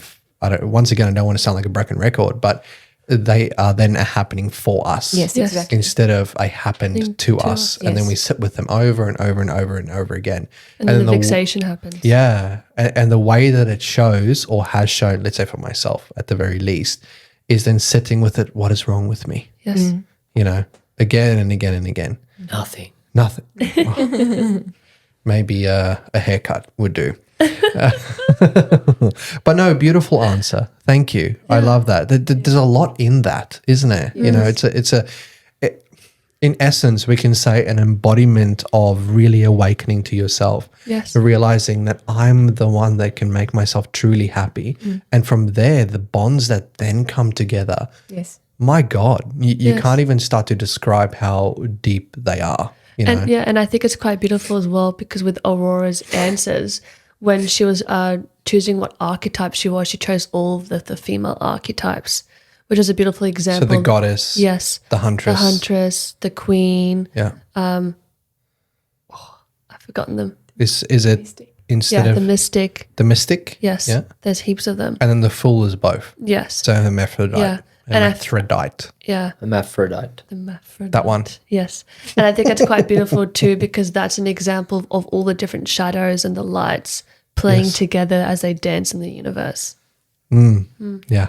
No, I love it. Shall we go? What question did you choose, Mav? So I don't have to answer that one?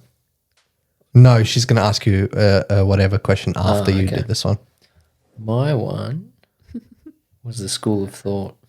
Oh. So, what school of thought do you identify with and why? Can you share a great teacher from this school, a key teaching or maxim, and the overall takeaway? What can others learn from it? So, my response was I wouldn't particularly say I identify with any school of thought. I study many and enjoy teachings from all. The first thing that did come to mind was the Tao, which we've spoken about already. Yes. The Tao does nothing yet leaves nothing undone. So Well, the teaching for me well- there was everything happens for a reason, although not often understood and needs definition. So back to Wayne Dyer, one of his later books was I Can See Clearly Now, Yes. where he reflects upon events in his life. I can Which- see clearly. Yeah. Where he reflects on the experiences in his life, which he only grasped the reason behind 20 years later. So the whole book was, I can see clearly now, this happened for me to go here and meet this person and so on and so forth. So everything happens for a reason and needs to happen. There is a difference between power and force. So to be in power is to flow in alignment with the Tao as opposed to chasing and forcing something. So just being in alignment with where you're supposed to be in the current moment, which is where I feel I am, because things are flowing. Yes. It feels right. So do less forcing in life to go a certain way and look for signs where the universe wants to send you. Live your life with the power of the universe behind you instead of forcing your way through it. It's like swimming upstream as opposed to floating with the power of the currents.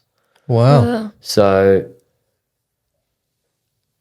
Very Yeah. similar to what we were talking about before Yes. as well. Similar in essence. yeah, well, I had some deep insights last weekend during a ceremonial setting, and there was many. But recently, my grandma, who I never met, who passed in the 80s, has reached out to Linda and has been Oh, wow. communicating. And one of the messages was, listen, just listen. I didn't understand it, but I can see clearly now. I knew you were going to say Oh, that. stop it. During the ceremony, I didn't go into a deep journey, but I got the deepest insights because as the trains of thought came, well, as the thoughts appeared during the peak or the entrance into the journey, the flight up, I was observing my thoughts, watching them come and then letting them go like clouds, like a basic meditation. Yes. And instead of going down the train of thought, just listen came up. And then that's when the downloads just started flooding in, just bang, bang, bang. And it started with a vision of the universe. So we all speak about, the perfection of the universe and everything is how it's supposed to be and everything happens for a reason, all the rest of it. And understanding that and grasping that concept on a mental level is one thing, but then The embodiment. the embodiment, the spiritual aspect of it came through. And it started with I could see a vision of the sun and the planets and the perfection of how this solar system is working, and then it zoomed in, and then it went to, you know, the cities, everything, all the suffering. We're doing pretty fucking well for the amount of people that are on this planet. You look at, we're actually in the best times of our lives. I agree. Yes. Anyway, I started acknowledging that everything was perfect. All of my relationships, all of the, not faults in people, but their struggles with my family, and there's nothing to fix.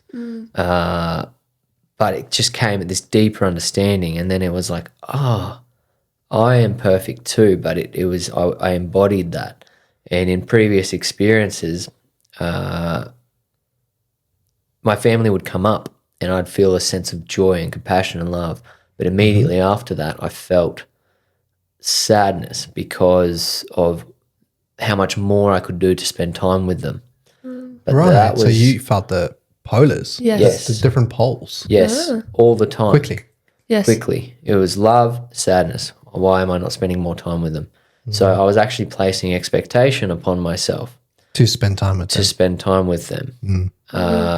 On the weekend, it completely shifted because of the perfection of the universe and me actually being reasonably accountable Yes. for my actions as opposed to placing expectations on myself.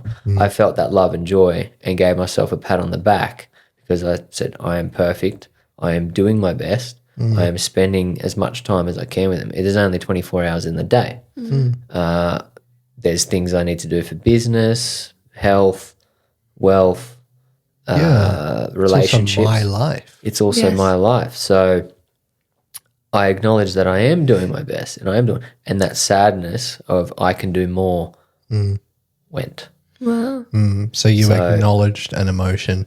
It's crazy how, in hindsight, if we were to look at it logically, Yes. it can seem like such a small thing to actually acknowledge.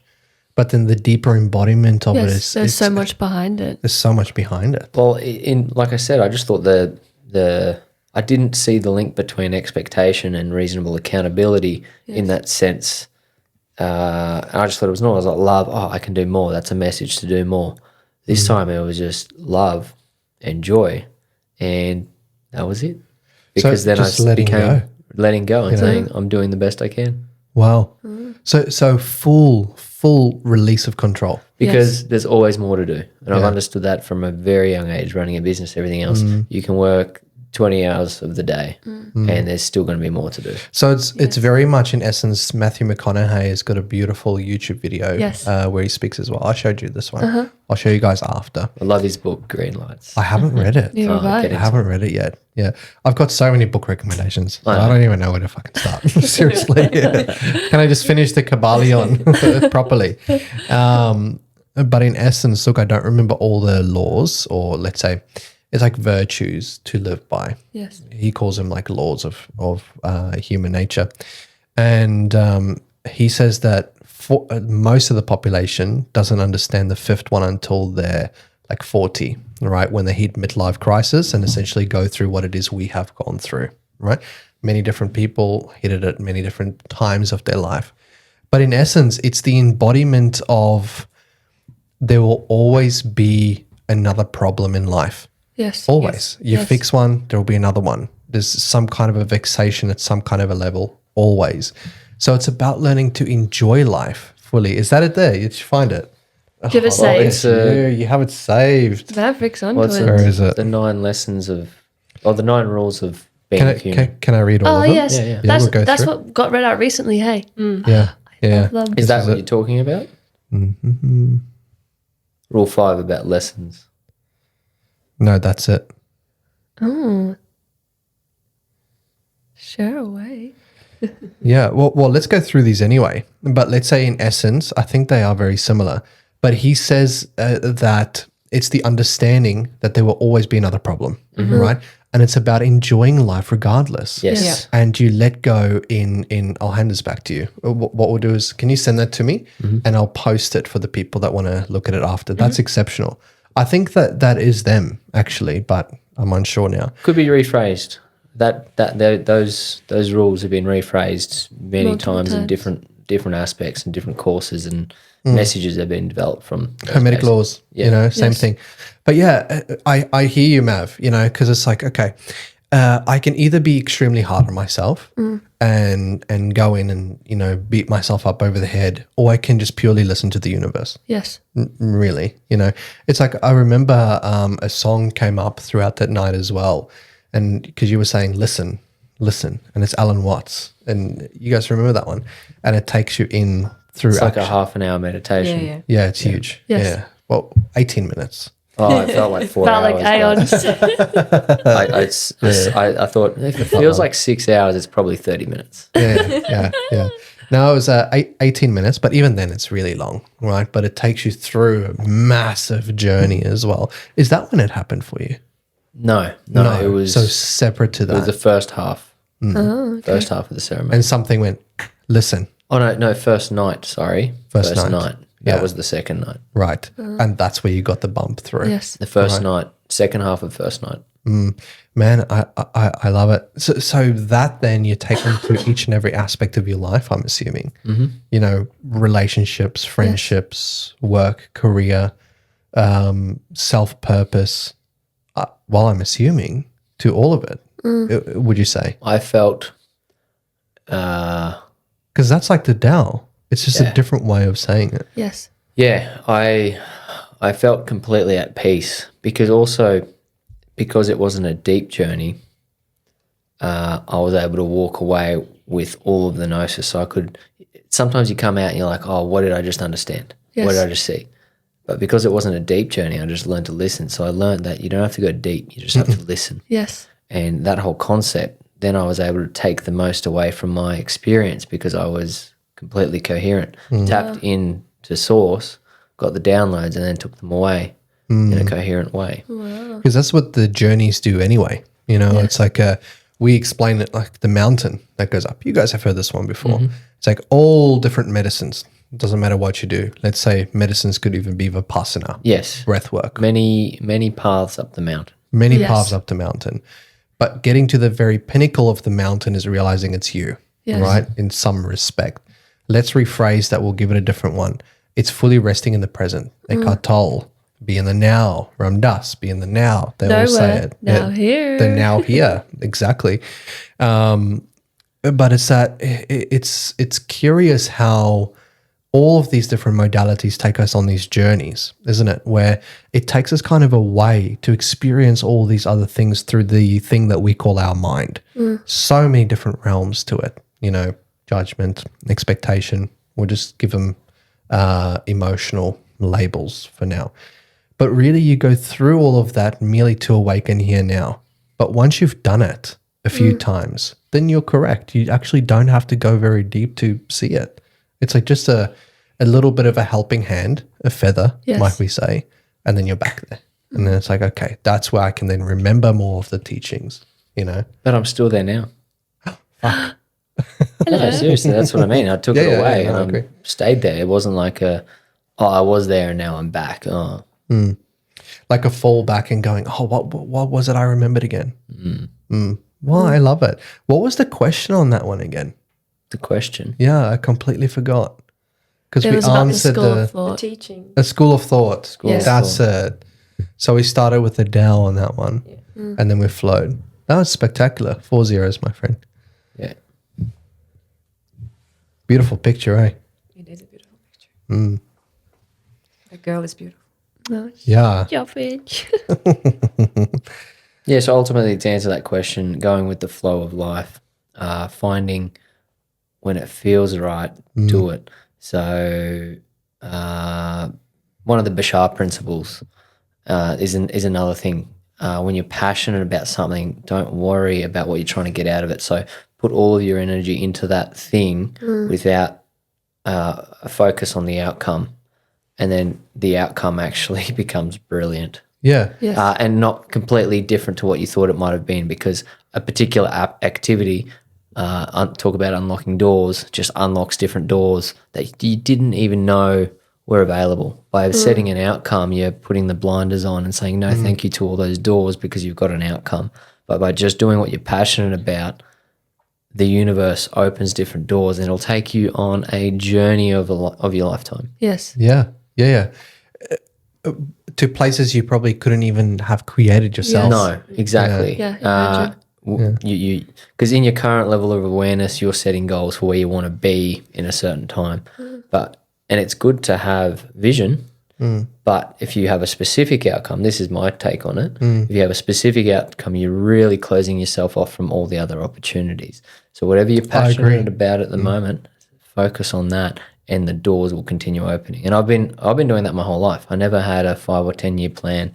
And in my first career, I climbed very quickly by just going with the flow. I didn't have any major aspirations. I had a vision of, being good at what I do, but I didn't know how to get there. I didn't make a path to get there. And then I got there really quickly.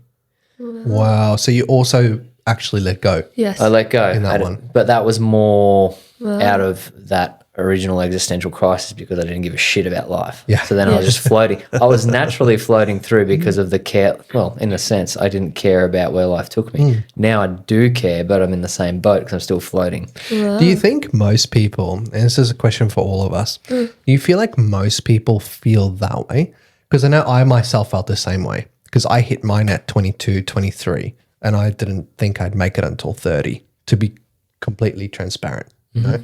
So then went through a journey where I said to myself, you know what, I will give myself until I'm 30 to find reason in this fucking heap of earth, right?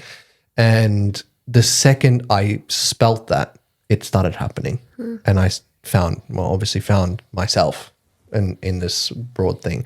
But do you feel like that's something that's in essence what most of us experience? Is that what we call the human condition? That thing that you then in essence let go of? In the mama. Yes. Well, you have to experience the human condition to let go of it, to experience what it is you don't want. Yeah. Otherwise, if it's all love and light, then it's boring. That's it. So the answer is yes. So, it came up for me before by we don't want to let go of our conditioning. No. We don't want to let go of our ego. Why? It's beautiful. If we let go of our ego, we're just nothing. Yes. The ego is what makes us beautiful. In samadhi, as they would say. Yes. Yeah. You'd just be in a non-dual state Yeah. of existence. Then it would be no point to it. Then there's no play. No, I love it. Okay, cool. I love it. Shall we move along? Yeah, I keep rambling on. No, not It's at all. perfect. It's perfect. Me and Mav are playing footsies under the table here. Me and Aurora were before. Yes. Did you have a question in mind that you would like to ask Mav on that there that you feel would be a powerful one? Yes. Wonderful. Take it away, Linda. What number? It's in part 2. Force. Respecting your privacy. Answer the following question as you see fit. A fundamental law and universal principles is that all is interconnected, and by navigating the relationship with yourself, you navigate your relationship with others as a corresponding effect. How do you find yourself navigating the feelings that arise when all personas drop and you meet someone on a deep, authentic level? This is an extremely new concept for me, which I've been witnessing in my life for the past 18 months. As above, so below. As I accept and work on my internal landscape, I observe changes in others, whether they are there or not. It's all my perception. Change the way you look at things and the things you look at change. Dr. Wayne Dyer, there he is again. It has been incredible to truly love myself, and as suppressed parts of self rise out of the shadow, it can be difficult to stay present and accept them as part of me. Through this process of acceptance, I feel authentically myself and can connect with people on a deep level more freely and easily. Navigating these feelings during these interactions is incredibly fulfilling because they are not filtered or encumbered with lower density energies. Wow. Yeah. Do you want to follow up anything on that question? No? You know, while you were saying that, thank you for sharing, by the way. Exceptional answer. I was thinking to myself, I was like, my God, how proud are we of this man? Yeah. Hey? I know. Think about it. That compliment to me this morning was for himself. Yeah, well, certainly was for himself because he can see it, right? But I was just thinking, Like, fuck, man. When did you really start doing the work? That awareness, hey. We're looking, I understand. You did climbing. You did all 18 months. 18 No, months. yeah. less. Less than that. A year. 18 months. I thought it was a year. Me too. 18 months was the introduction, and then 12 months was when the work began. So you went from reasonless, numb. What was the word you used? Reasonless, numb feeling. Yeah. And then Disassociated, Yeah, detached, disassociation. Closed off. closed off. Yeah. There was a 6-month introduction period into, okay, There's Yeah. something here. there's Yes. something here. Am I interested? I'm just doing this for fun. Wanting bucket list Is this style just approach. Yeah, bucket list. I want to do these different things just to tick them off the list and then move on. Life sucks. I'm perfect. Fuck everyone else. yeah? and look at you, you're perfect.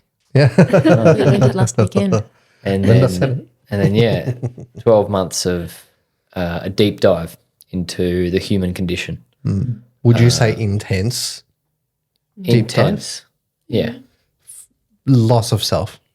Yeah, many times. Lost my mind. I would, say I lost my mind many times, and isn't that the goal? Yes. Just a goal. If Die it's before you die. Die before you die. Lose your mind. Sucks when it's happening. Stop thinking, start feeling, Yeah. because it's not what you think. It's not what you think. It's Not what at you all. feel. It was a very big one for you because you just learned how to feel or just experienced how to feel again. So it was a bit heavier because of that. Yeah, it It was a was foreign thing. very, and honestly, it feels like it's been 10 years. Yeah. Yeah. Time I know has- the feeling. Yeah. Time has actually slowed down because obviously through Eckhart's teachings, Yes. the power of now, being in the present moment, actually makes time real. Yes. What is time anyway, right? But so the last 12 months have felt like 10 years, which is incredible because it means I'm not floating through life like a robot or a NPC? And be Yes. non-player Non-player character. character. But I'm actually a character observing and being present in the moment. So taking every minute in instead of floating unconsciously through life.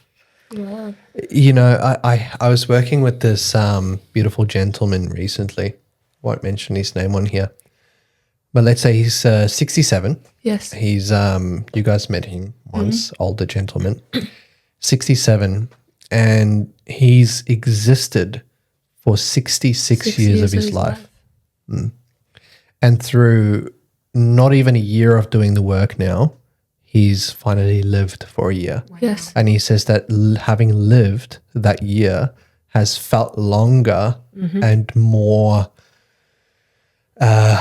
expansive Yes. than the rest of all that he Yes. experienced. He says he experiences life as a 7-year-old. As a youngling being born. And I can isn't that say- what we're saying? I can say the exact same thing. The last 12 months have been the most profound and fundamental, and there was a lot of joy, but the most, I want to say enjoyment because of acknowledging deeper densities, learning about the universe. And yes, I have lived more in the last 12 months than I did my entire life. Man, I love it. If you could encapsulate what's it when you pull a slingshot back and you shoot it, like the charge of it was. If you could encapsulate it really simply, what was the thing magnet. Catalyst. that There you thank go. you. That's the word. Thank you, Aurora. What was the catalyst? The thing that really went, okay, from, because I know pain, I understand, is the thing that we were sitting with and so forth. But what was the thing that went ball and it went for you? The catalyst to start the work, or Yeah, to just go and say in a year's time to completely turn your life around. Yes. To the U-turn. It's a really tricky question, even for myself, because I can say, okay, like there's medicine and, all these different things and modalities that I was doing, but fundamentally would have been something in you. the Your own key. inner peace. So when you were saying the catapult, I see it my entire life was potential energy. So as you draw the stone or whatever you're drawing back in let's say in archery, as you pull the string back, you've got potential energy in your hands. Yes. When you let go of it, it changes into kinetic energy. Yes. Yeah. So my entire life was the string being pulled back, suppressed emotions, Yes. and then the last 12 months has been the release of that string to watch the arrow start flying. So purely actually just acknowledging everything. Yes. Acknowledging everything for what it is and acknowledging and realizing that life is fucking awesome. Yeah. And you find inner peace when you acknowledge it. So through little glimpses of a calm mind, through meditation and plant medicine work, that was the inspiration to delve deeper into it. So the first little glimpses of, okay, there is quiet, there is peace. I just got to find it. Man, I love it. Yeah, Right. beautiful So answer. the wind was everything you experienced up until that point. Yes. And the letting go was just saying it's all about awareness. Yes. The more I can encapsulate in I am that I am. I am that I am. I am that I am. I am that I am. You know, like William Shakespeare says. Yes. Have you guys watched that thing on Gaia? No. No, not yet. Watch it. It's so good. William Shakespeare Decoded, right? Yes. That's We what have it's a lot called. to do tonight. Yeah. Yes. You have to watch Soul. Yeah. I would say watch Soul because you We guys can have also a had a big sleepover night. and watch some stuff together. Yeah, yeah. But no, beautiful. A great answer. Thank you. Exceptional. So, and that was your question, wasn't it? Yes. I was just thinking that if from me observing him, if I could pinpoint time and space for when it turned for him, that was last year after Cactus on that LSD trip. Do you want to share But about that was a very, very deep and big one for You can share whatever you want to Yes. share on here. Yeah. I mean, LSD, what a beautiful medicine. I had many experiences with LSD up until that point, higher doses. And this was a relatively low dose straight after 7 days after a cactus walk we did. And the deep insights, I've to this day never experienced a journey like that. The traveling and living, I don't know if they were past lives or whether there was the collective unconscious. Yes. So feeling the pain of different people. I disappeared, at one stage I was a soldier who got shot in the back, and then I was laying there dying, watching my best friend who was already dead in front of me, then back into my body. And then I saw Linda, and she would be talking to me, but then the whole world, the place we were in, turned into a post-apocalyptic nightmare, and she turned to stone, and then the wind started blowing her away, and then boom, I was in another body. I was probably a young woman who was holding her dead baby and feeling the sadness and despair. And it was hundreds of these experiences, one after another, of pain and death, which I just don't know. I was like, whoa. I still don't know how to integrate that experience. But it was a catapult into, wow, there is so much more at play here. I'm so fascinated. And I was a walking zombie the next day. You should have seen, we got photos of when we arrived at the campground. Yeah. All happy and Larry, swinging on a swing.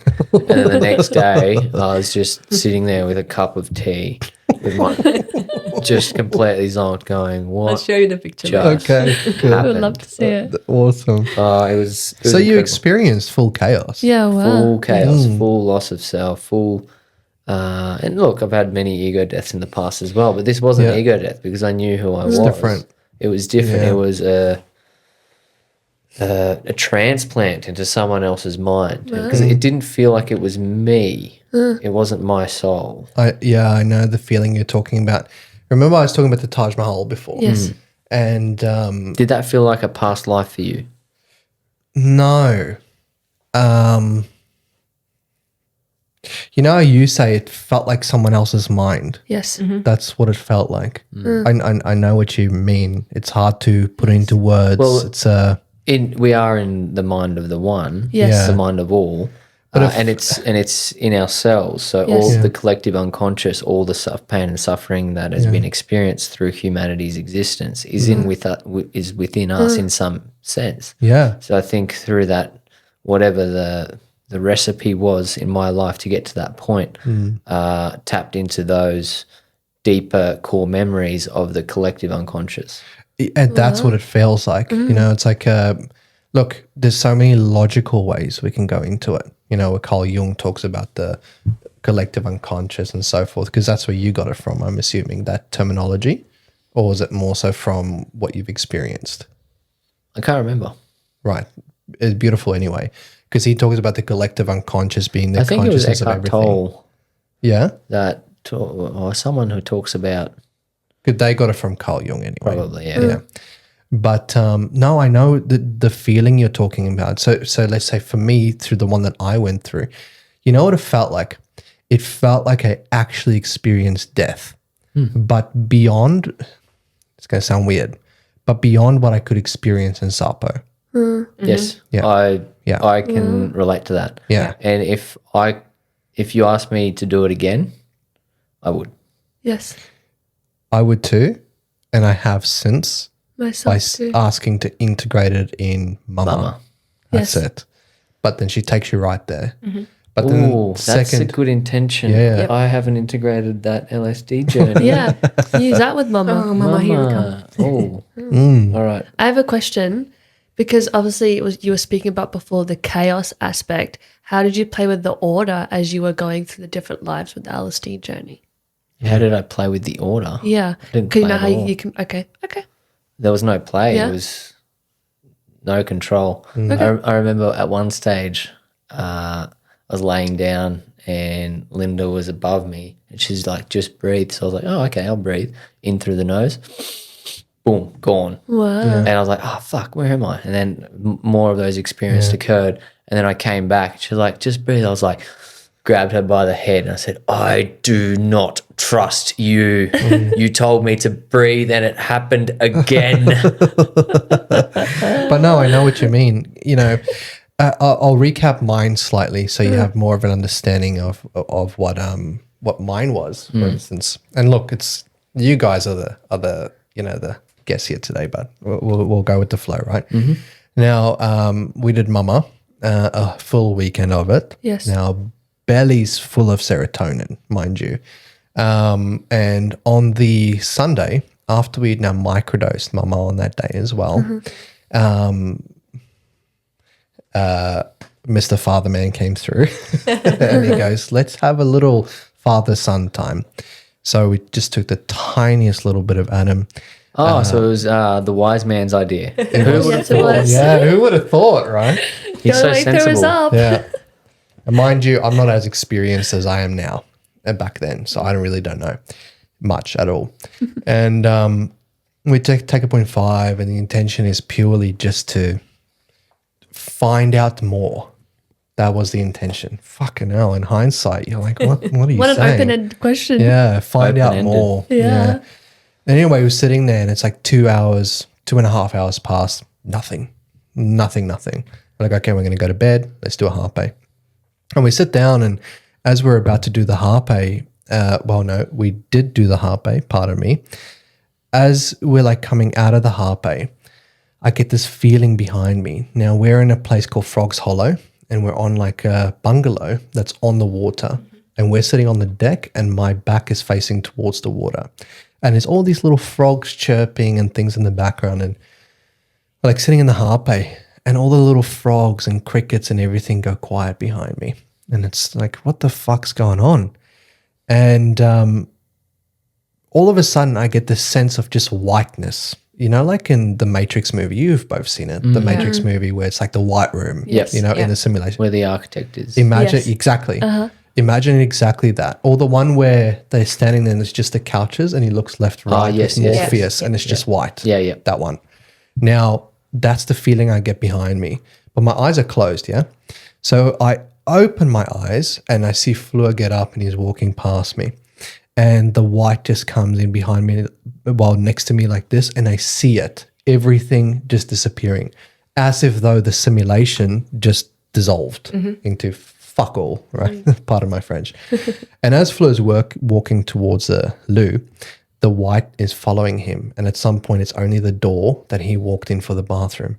And I go, Dad, gone, just in the white room, right? Shit you not, just off the little medicine. And all of a sudden, I'm finding myself just sitting there in the chair in the white room as being the person that's driving the whole entire thing. And I go, okay, there has to be something. And the second I thought something, I completely vanished. Just like I wasn't, we could say, right? And I woke up all of a sudden on, now mind you, for me, this feels like chaos because it's like, you're fucking gone, right? And I wake up on these two massive hands and everything's just black, gray, white. These two huge hands, they're the size of this house, each hand, right? And the two of them. And I'm like right in the middle of it and I'm waking up on these hands. I'm like, where am I? And as I wake up, I kind of sit up more like this, onto my bum. And I see these two huge pillars just floating in the middle of nothingness. And they've got these ripples coming off them like waves. And as the waves are going through, I'm being cleansed. And I'm like, cleansed for what? And I look off in the distance and I see an exit sign floating. Just a big black door with an exit sign. And I go, fuck, that's me leaving the simulation. And I'm like, nope, don't want that. So I jump off the hands. And as I fall through the hands, I wake up in all the many different lives. And I'm talking about the one with the Taj Mahal. That was the final one that I woke up in before I landed back in my body. But all the ones before that was me dying and experiencing a spear in the chest. And have you guys seen my birthmark? No. I've got a birthmark here on my chest, right? Oh, yeah. I was a cowboy. I don't know. How do you make this stuff up? I was a cowboy riding on the back of a horse and I got speared in the chest by an Indian and died, and I experienced all of that. So I hear you. You are not mind at all at that point in time. So it's a very scary experience. You know what I mean? Yeah, absolutely. Because how did I integrate it? Well, I just had to realize that experiencing that space of, we refer to it as nu, right? Which is the space between spaces. That by becoming familiar with that, you can become a conduit to a much different, larger level, which you already are doing. Yes. But yeah, that's my one. Yeah. Very sounds like a big very one. similar. Yes, very similar. Yeah. Yeah, it's just crazy.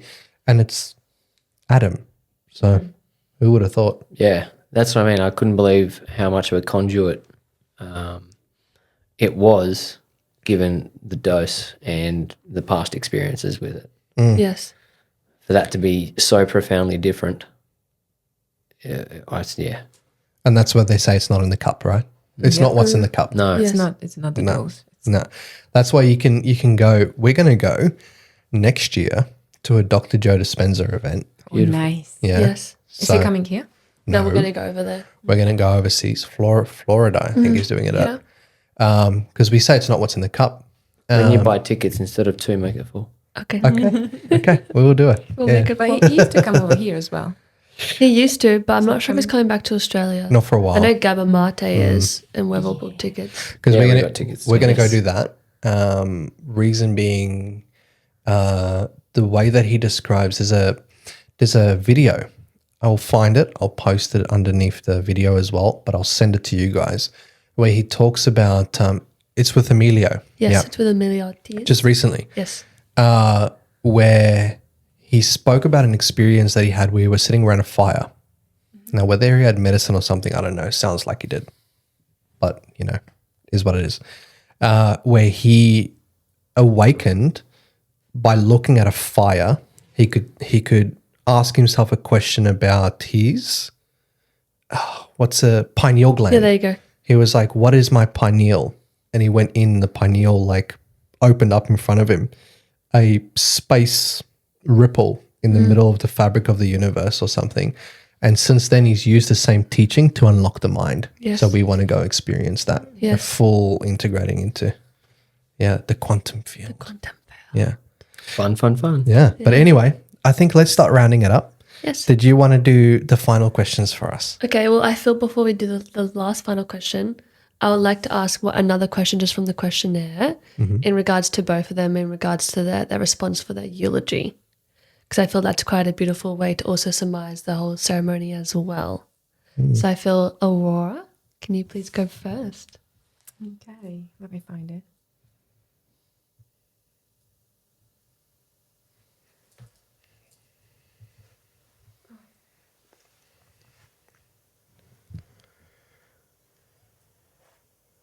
Okay. So quiet in here. I know. It is quiet.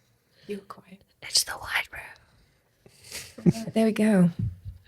As we gather here today to celebrate a life that was truly lived to the fullest, we remember someone who was not just nice, but genuinely graceful and loving in every interaction. She had an honesty that was both refreshing and inspiring, always speak her truth without any pretense. Her legacy is one of unwavering support and care for others, always there when you needed her, offering a helping hand or a listening ear without hesitation. She never indulged in nonsense and approached life with a clear and fearless authenticity. She had a deep love for exploring the world and trying new things, never shying away from an adventure. Her cooking brought people together, filling not just stomachs, but hearts with warmth and joy. Fun to be around, she brought light and laughter into every room, but it was her unforgettable presence that left the deepest mark on all of us. Today, as we say goodbye, we carry with us the incredible impact she had on our lives, knowing that her spirit will continue to guide and inspire us. Wow. That is the key. I love it. Yeah. Put some thought into it. She sure did. And Brother Mav. Brother Mav. Mav spent his life following his heart's desire. He left it all on the field. If he wanted something, he went after it. He did not allow fear to get in his way. Mav was filled with positive thoughts of love and gratitude. He had a very positive outlook on life, and this was reflected in his surroundings and connections. He radiated joy, energy, and strength, inspiring others. He actively connected with people all over the world from radically different walks of life and was able to continuously play. Mav authentically lived and breathed what he preached. He spent his life learning about this existence and sharing what he had learned with his family, friends, and wider communities through his work. Through this giving, he received exactly what it is he came here for. He received so much joy being a part of and observing people in his communities thrive in their own unique way. He was a humble man who brought out the best in others and inspired them to strive for the stars. Oh. You know what those two eulogies sound like? Like Encompass. Yes. That's exactly what it sounds like. What's Encompass? Is it too early to share? No, it's just a little baby, a little fetus. A Yeah. little feeders. Do we want to share a bit about Encompass? Linda? Do we want to share? Sure. Incompass is our little baby. Is it a dog? No, Is it a cat? it's not a cat, but it's a living being, Oh. a company. It's a vision. It's, yes, a vision we embody. Yes. Yes. And no, you go.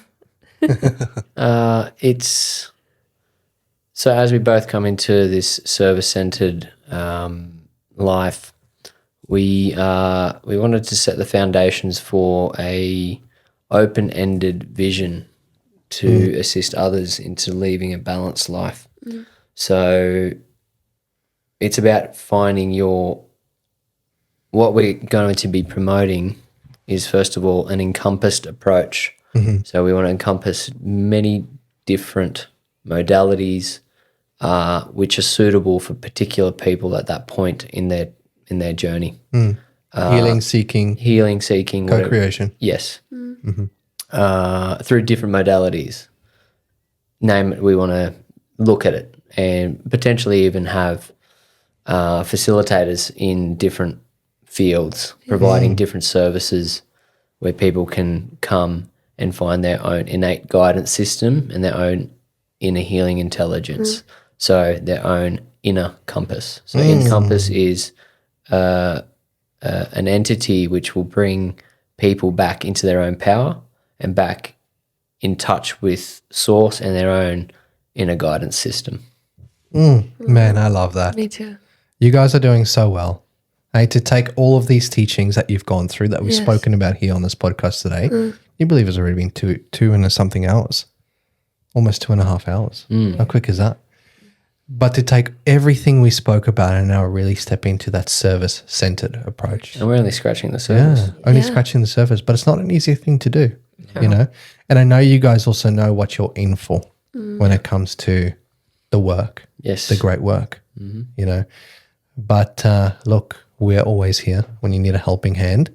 And I know it goes without saying Fleur as well, you know? We signed up for it and we know what's coming and we're looking forward to it because the many more teachings, rule number 5. That's it. Life is full of lessons. But now we're signing up to lessons, deeper lessons.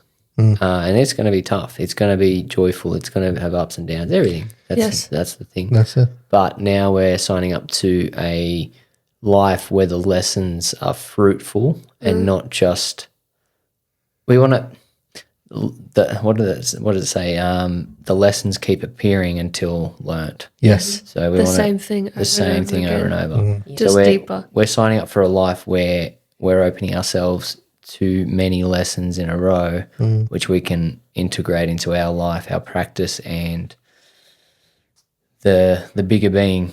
Yes. No, I completely hear that. And once again, you guys need anything, we are here. Thank you for very sure. much. Because I know what it feels like to step into, you know, complete service and then completely let go of that sense of yourself. You guys already have done it.